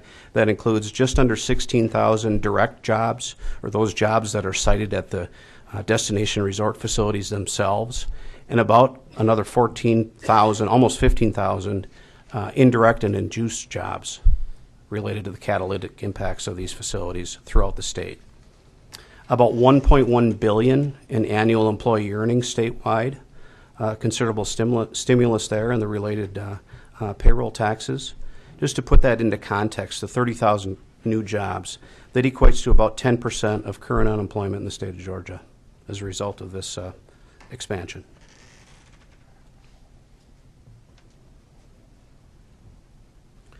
Others have stressed the importance of the non-gaming components of these facilities, okay? Of the 15,600 or so direct jobs at the casino resort facilities, about 2/3 of those jobs will not be in gaming. There'll be jobs at legal, marketing, accounting, the hotels, food and beverage, full range of entry-level part-time positions all the way up to highly professional and specialized employment opportunities created by these facilities. Again, just under 15,000 additional non-gaming jobs will be provided statewide due to the catalytic impacts, or the multiplier effects relating to this gaming expansion. In terms of tax impacts, we focused a lot today on the gaming tax. That's an important piece to this, but there are also other tax benefits as it relates to the expansion of casino gaming in the state of Georgia. Not to forget about payroll taxes, over $300 million. Sales tax, okay, the purchases by the casinos on goods and services, all of the indirect spending that goes on is all subject to sales tax, which we estimate to be about $200 million annually throughout the state of Georgia. Property tax as it relates to the new facilities based on the sizing parameters that we've set forth here and the assumed investment criteria, about $29 million, and almost $10 million in hotel tax annually throughout the state of Georgia.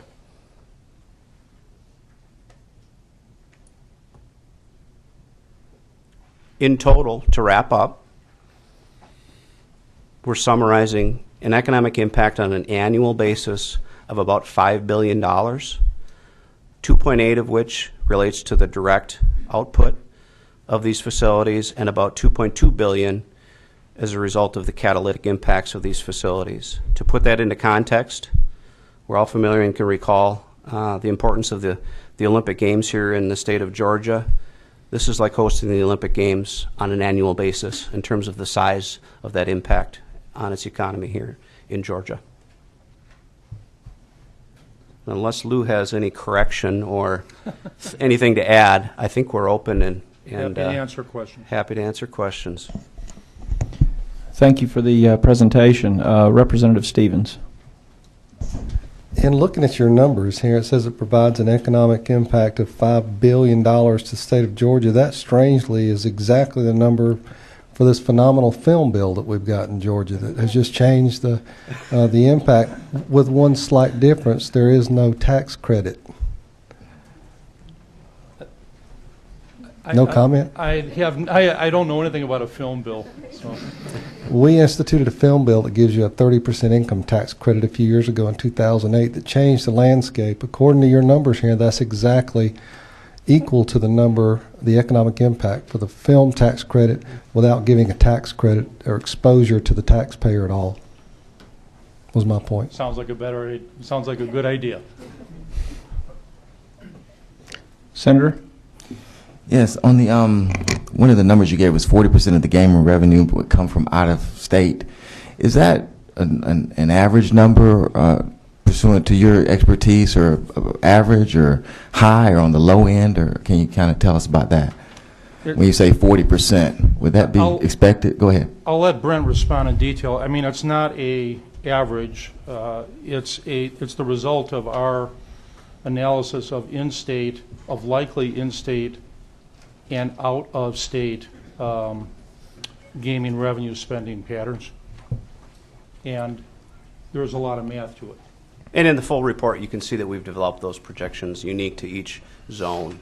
Again, I'll mention that the tourism impact and the drawing power of these facilities is going to be impacted by exactly what gets built and where they get built. I think that at 40%, we don't try to be conservative. We're not aggressive. We try to be right.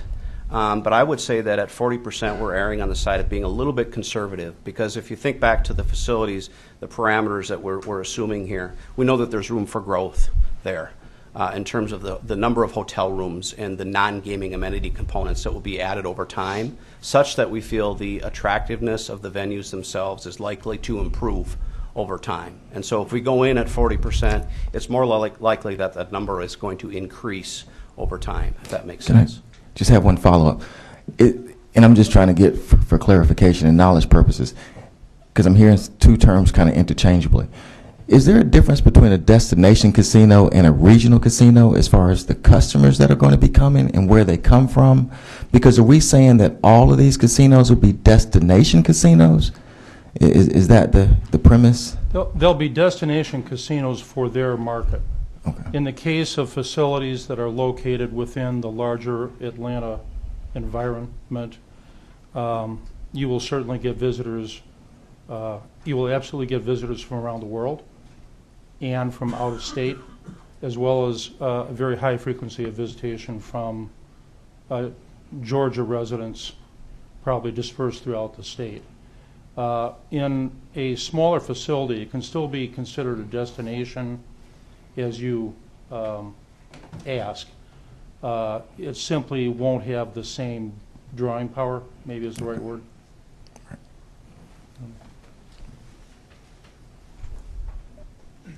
Senator Calsert. Thank you, Mr. Chairman. If I could ask just a couple here. Who hired or retained y'all to do this study? MGM. And you did the one for them at National Harbor also? We did. Okay. What is the tax rate in Maryland? I don't know off the top of my head. It's in the double digits. Is some magic to having the number of 6 casinos in the state of Georgia, or is this model viable with more casinos licensed? As our bill calls as for Mr. 6, Lerner suggested this morning, there's an interplay of kind of a whole bunch of factors that start working both with and against each other. Is it possible you could support more than 6? It's possible. We think that the count at 6 maximizes potential and encourages substantial investment, very substantial investment. Okay.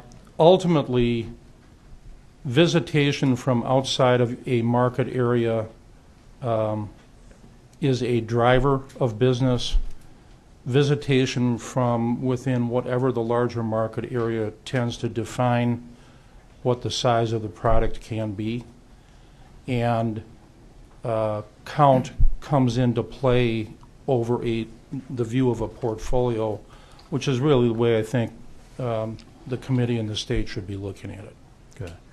And final question, can you explain to me what's meant by substitute effect? I came across that in your study. And tell us how that interplays with the economic impact. Okay. Substitute effect has to do with the trade-off in spending habits or expenditure habits and allocation of time. It's a leisure activity. It has to do with substituting gaming and the resort facilities, all of the activities that are available at the resort facilities, substituting those activities for what perhaps exists in the market today. Okay, so part of what we're recommending, and part of what we're recommending in terms of the number of facilities and the types and range of amenity components that we're suggesting are optimal, at least at the front end, account for that substitution effect. We're really trying to leverage and capitalize and provide synergy to the existing tourism infrastructure that exists in the Georgia economy, if that makes sense. Yeah, but basically, people that are currently going to other entertainment venues, we'll call them, those places are going to lose business if their customers go to a casino instead.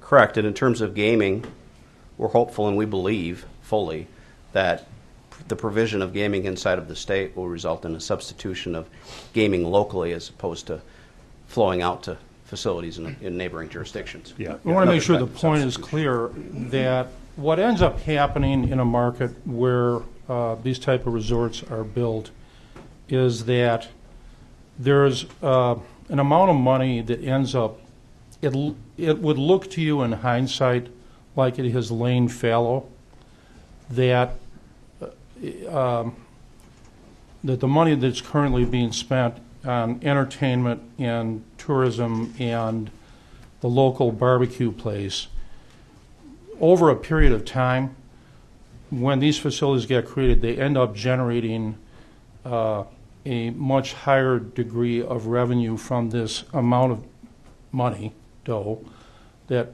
would look in hindsight like it has been off on the side in a closet somewhere. And that is, that again is, there's an art and science to this idea of the participation rate. And the participation rate is a math thing, but what it really means is that people end up spending more money more often, stimulated by these large entertainment facilities, and not necessarily negatively impacting your local barbecue place, if that makes sense.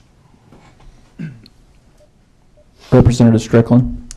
And that's a good segue. That's what I was going to ask you. You have the number of 30,000 new jobs will be created. Is that net jobs? Because you still hear the argument. It's like when a Walmart comes to a small town.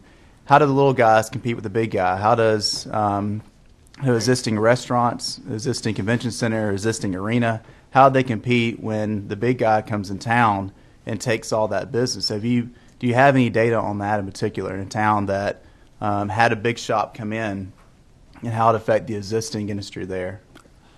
Our observation is it's not like your Walmart example. It's representative, right? And it's actually the converse of that more business is delivered to the immediate surrounding area, and there's a spillage effect that has a positive impact on local commercial and housing and other types of businesses operating within proximity to a new facility. And where can I see that data? Is that something that you have studied, or do I have to go to those existing companies to find? Well, I mean, those it's numbers? something we've observed over a long period of time in different markets around the United States. So you have that data you could provide us on other markets like that? We can put something together, sure. Okay. Thank you. The 12% tax rate that I'm sorry. right here, the 12% tax rate that was the kind of the underlying assumption of your study, which you got from the bill as it was introduced. I know there's a point of diminishing returns, and I think 12% in looking at the tax rates across the country, would be on the lower end. I think. I mean, taking Nevada out of the equation, it's just so different than every other state in terms of what their gaming market is. I guess it's two questions. One, is 12% a recommendation from you that is the absolute right tax number to maximize tax revenue per facility? Recognizing that I think there's a sense from the supporters of the bill that they want a resort style amenity package with the facility. I'm just curious, kind of your sense of that sliding. Where do you reach that point of diminishing returns, where as policymakers, we're here to talk about the Hope Scholarship and how we can derive, whether this is a viable mechanism to derive revenue for the Hope Scholarship program. What's your sense of that 12%? Because that's the question we're going to have to answer. You're right. We got that from the bill. I'll give you some observations. The observations are, somebody was talking this morning, I'm not sure if it was Mr. Lerner or somebody else, about sustainability of ongoing development, something about the term of the rate. You know, if you asked my opinion on the spot today, I would say it ought to be as long as possible, because certainty is better than uncertainty.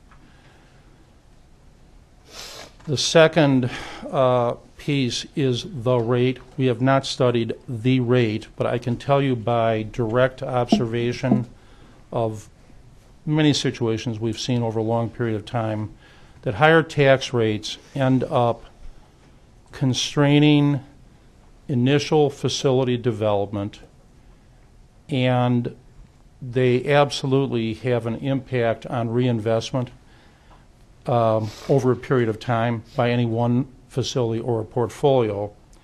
And the problem that you'll simply have to evaluate as the committee and on behalf of the fund and the state, the problem is that the business over a long period of time, so we've been doing this work for over 25 years. And in that period of time, the business has gone from no competition to really fairly intense competition if you look at it on a national basis. And if you have that background, the higher rate states end up having facilities that you might look mathematically like they're underbuilding a market, but the fact is that the rate constrains the amount of capital that can be deployed, and it constrains the amount of capital that can be deployed over a long period of time, which does tend to have a dragging effect on tax production and performance. If I hope I'm answering your question. Well, I guess as in the way of an example, we looked at the presentation earlier and saw the Springfield, Mass facility that's being constructed by MGM, a really big, beautiful resort style facility. I don't know if you studied that particular facility or that market any, but I think it was said the tax rate there was north of 20%, 25%. So I'm just trying to kind of develop an understanding here of kind of the sliding scale and the economics of maximizing revenue if this is a... Yeah, we have not evaluated that situation on anybody's behalf, so... Okay, a couple other, I think, quick questions. Have you studied states? I think some states have required a larger upfront fee, licensing fee, if you will, in lieu of a lower tax rate. I could be off base on that, but have you? What's the impact when you introduce the concept of a kind of a larger upfront license fee, in addition to some tax rate? I guess ostensibly the tax rate would be lower in exchange for a payment up front. I understand that concept. We have never done a study exactly on that. We're capable of doing it. We just haven't been asked. My anecdotal answer would be it would depend on the level of the payment, because that ends up becoming a part of the capitalization of the project. So if something that's feasible for at $1 billion, that's feasible normally, and you start lumping license fees on that get into the 2 and 3 figure, and I mean 52 plus 100 million, that's a different, that will make all the bidders, what it will end up doing is actually constraining what they can develop. Right. It ends up diminishing the amount of steel that can go in the ground that, not in theory, but in practice, would serve the state through tax production over a long period of time. And within your presentation, you estimated an annual $200 million in sales tax, I believe, as a result of the build out of the 5 or 6 facilities. How much of that is actual direct spend in the actual facility in your estimate? It's in the report. Boy, that's on the spot, but it's in the report. I'm sorry that I don't have that number fresh in my head from earlier this summer, but it does include, like that, the $200 million does include both the indirect and the direct and the indirect. Okay. So we have the number, just not. So the tax number actually is including taxes being generated downstream. Sure. Offsite, oh, sure, which sure. are all subject to tax. Of course. I don't see any more questions. Really enlightening. Appreciate the reports. I know everybody will go home and read them cover to cover tonight, and we'll shoot you an email if we. I'm sorry, we have another question. Sorry, Representative Martin. Yes, sir. And thank you for taking this, and thank you for the chairman for allowing me. So what I heard you say about the tax rate and the effective licensing fee up front is if not but for that tax rate and that licensing fee, that could be money that would go in. So I could build a $2 billion facility or with $2 billion, or if you charge me a $200 million licensing fee, I'd only get to build a $1.8 billion facility if that's all that would generate. The capitalization would generate the return on investment that I was looking for, or my investors was looking for, if I heard you correctly. Yes. Right? So my question is this: is there ever a situation where, because it seems to me one of the things that you would want to do is make sure the facility stays at or improves its visualization, it's clean, it's upkeep, it stays in good shape. And I think what you said there is if the tax rate's too high and you're going to, I mean, there's only so much money. If you're trying to generate X as a return and this is the tax rate, the delta between that is what you have to operate the facility. So is there any case, and again, we haven't read your thin report there, we'll get to it, but is there any case where someplace in the licensure process it talks about, for this tax rate we expect this much to be put back into the facility on an ongoing basis? I mean, is there any place where in order to keep the license you have to do some certain things? Is that industry standard, or I mean, partly the operator's going to do that, or they're going to go out of business. But I just wondered if there was anything. And competition forces that, but we have limited competition here with these licenses. That's the reason I asked, because with the government itself, if we have 6 limited licenses, which that's just being proposed, since we're regulating the competition, I wonder. We don't want to over-regulate the business, but I just wondered if there was ever any place where there's limited competition that you sort of required some capital spend to keep the facility up. You haven't seen that? I can't quite recall the state. There is it's not Nevada, but Nevada is self-reinforcing. There's a lot of competition, and people do what they have to do there to stay current. I remember seeing that, but the concept was turned a little bit on its head in that the minimum required was so low that anybody met the qualification threshold just through their daily business. I mean, the piece that you're hovering around here, and again, I think other people have brought the same issue to the table, is that, what is the maximum way of looking at Georgia as an entire portfolio, and whether or not just simply adding more. I will tell you that our view today, or after some expansive study, is that adding more facilities doesn't necessarily generate more revenue in terms of either gross gaming revenue or tax revenue, because the facilities end up becoming feasible only within proximity to population centers, and then the population centers end up driving the size and kind of the capacity and the amount of money that ownership is able to spend on the development. And I was an example of a very sparsely populated state that has a lot of facilities, and if you go across the portfolio, they're by and large almost neighborhood type of facilities that don't match anything like what was described here this morning in a couple of different presentations. Okay. Thank you.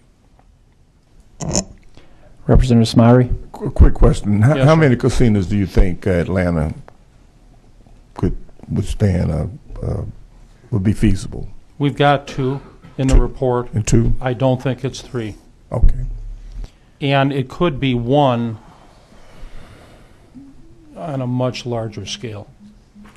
Just to follow up on Representative Smyrie's question, the Atlanta, is that zone 1 in your deal? So it goes all the way to Athens, and is that the Atlanta market? Correct. Or is it 10 counties, or when did you study? How many counties? The number is at least 10. Right. So it's a fairly large geographic area. This would be 30 or 40 counties probably. You've got the map of the report there, but it's several counties. It's much beyond the Atlanta metro area. Okay, and you were saying that would be 2?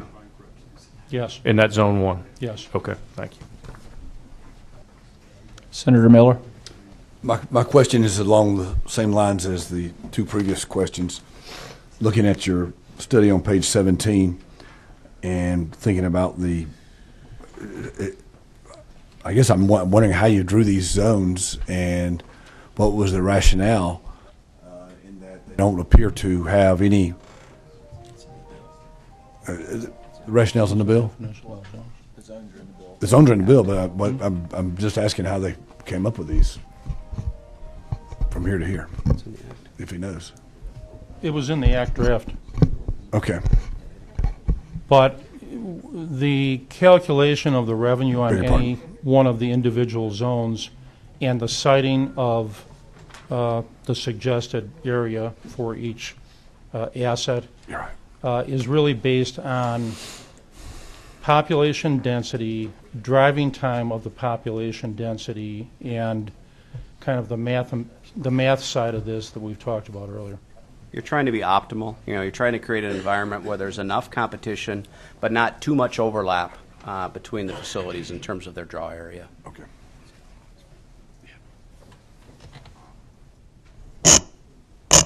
I don't see any more flashing lights. Thank you guys very much. Thank you. Thank you for having us. Mr. Chairman, and thank you, distinguished committee. All right. This is the last presentation. We have got Dr. Charlene Dukes, the president of Prince George's Community College, and Joseph Martinelli, the interim VP for Workforce Development and Continuing Education at Prince George's Community College. Really appreciate you guys coming down here. This is, we've talked a lot about the jobs impact, and yesterday there was some talk about the integration of the technical college system and the jobs that are created by the industry, and I imagine you guys are kind of on the front line of that. So I really look forward to you telling us about you and telling us, enlightening us on the issue. Well, thank you very much for having us here, Mr. Chairman and members of the committee.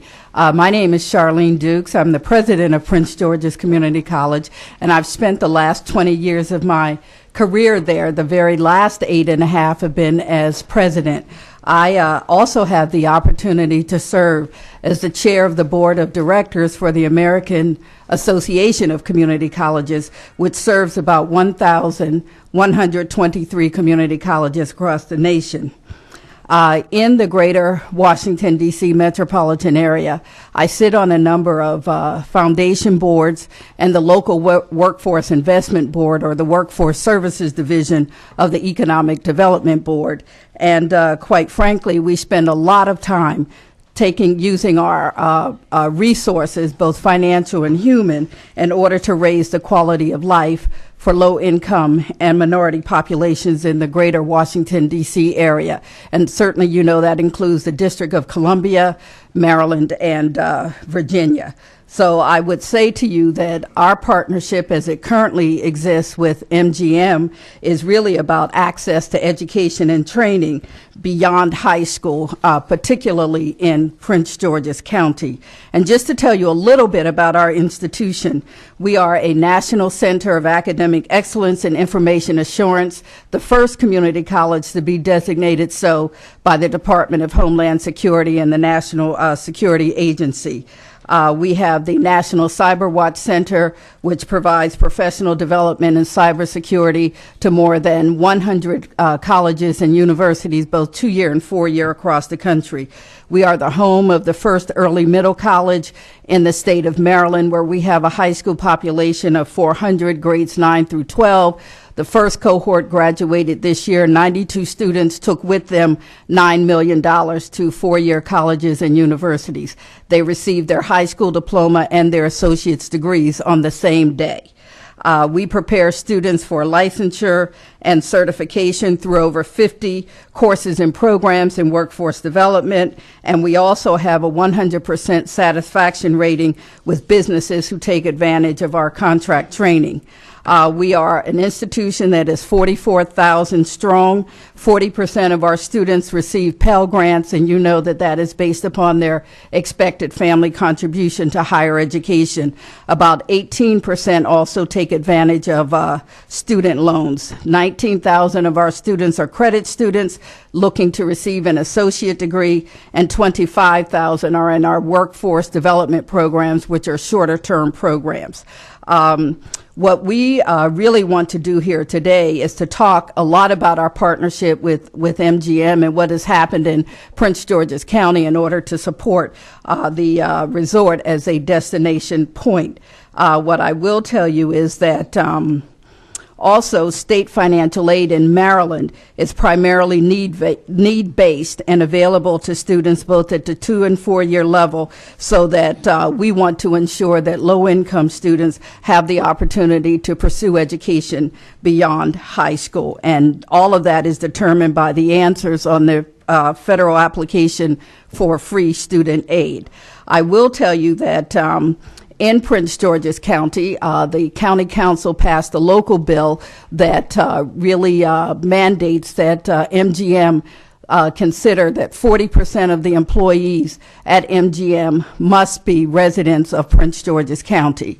Now, what that means is that some people will come in and they're already trained for the jobs that will exist. We'll have the opportunity to work with MGM on what we call continued professional development for those employees. On the other hand, you heard Mr. Murrin talk about 4,000 jobs, and we know that we will train probably at least 2,000 to 2,500 of those more permanent employees. We're also looking at the relationships that will come about as a result of the attendant services and businesses that certainly will spring up as a result of MGM being at National Harbor and coming into the county.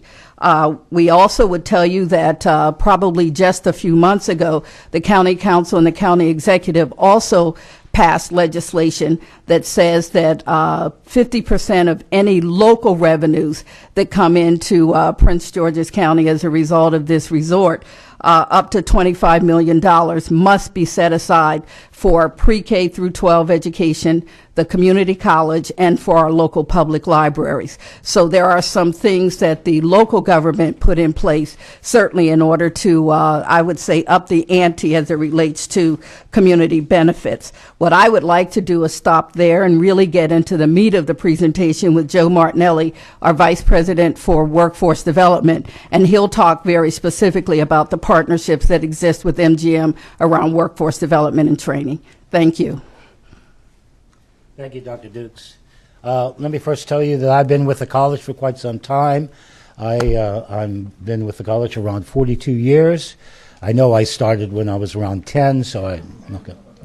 But I have developed, or we have developed at the college, quite a few partnerships with agencies throughout the county and throughout the state. I must say that the partnership that we have developed with MGM has been stellar. I am typically a skeptic in education. People knock on our doors, they want something for nothing, but it has turned out that the relationship that we've had with this industry, and it's our first introduction to gaming, it has been, as I said, stellar.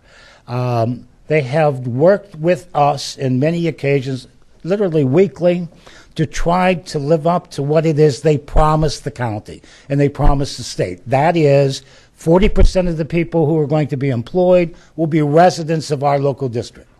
And they're trying to focus in on minority business enterprises.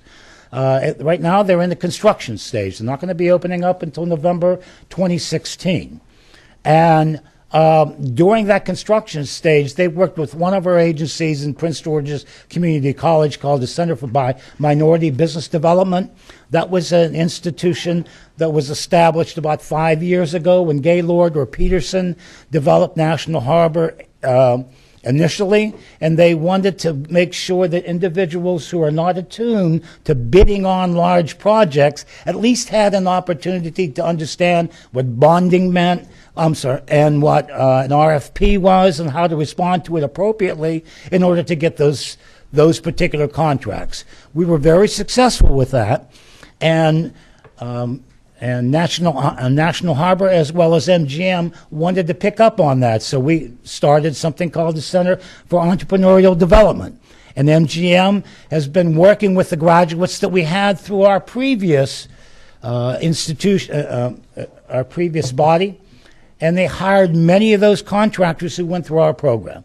And they have been able to fulfill their obligation, and I think he said when he was up here, Mr. Murin, they had 31% minority business participation. So we're going to take some of the credit for that because we had actually taught many of those people who actually been on the job and became either a general contractor or a subcontractor for those positions. So MGM had worked with us indirectly or directly at the beginning or the construction stage, and now they are coming to us now for the training stage.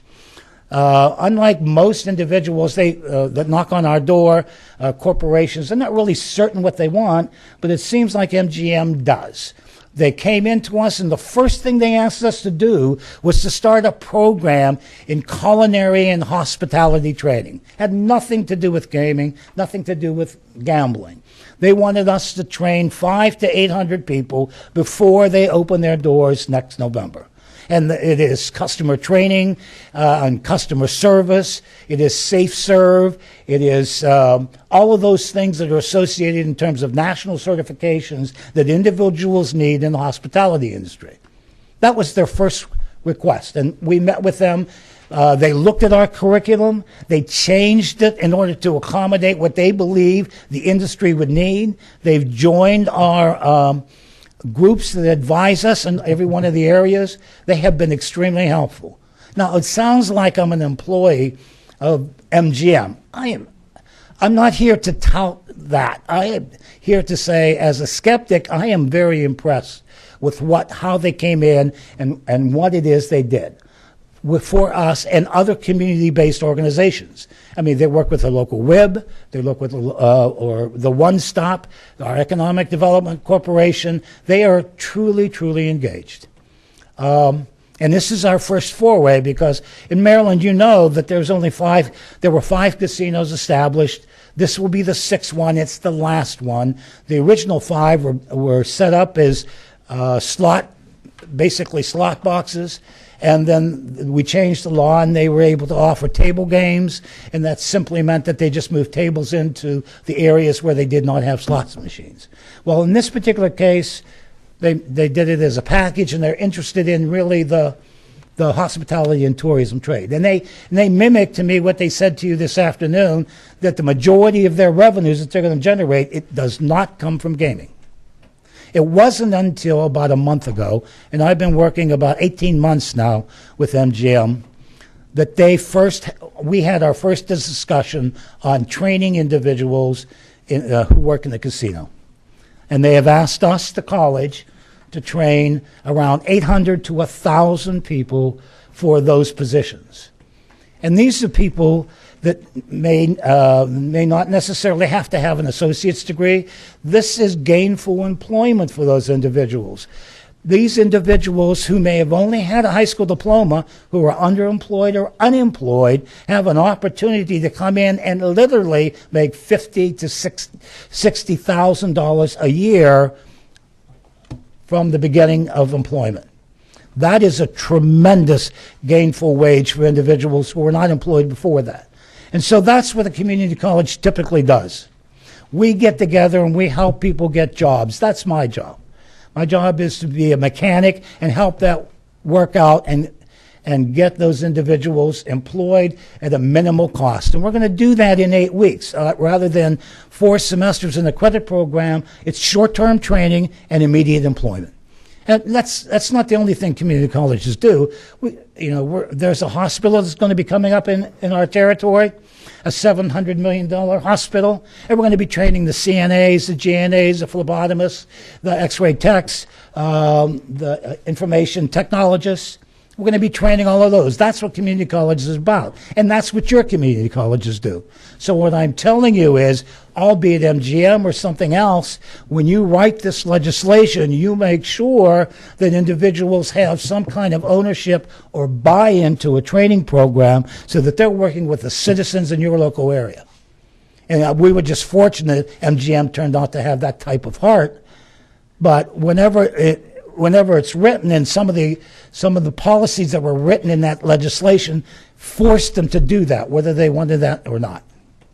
A 40% requirement for local residents was substantial. A 25% minority business participation in the construction of the project, they've exceeded that. And those are the kinds of things you have to ensure because they are going to go to your community college for that training. or your technical college. I'm not really certain how you refer to that. But I've been very pleased. Not going to open up for a year. The jury's still out.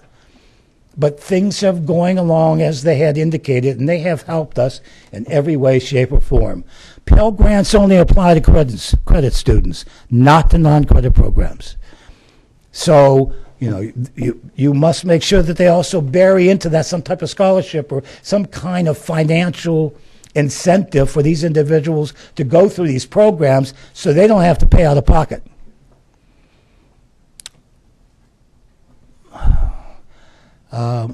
As I said, this has been an enjoyable period of time over the past 18 months.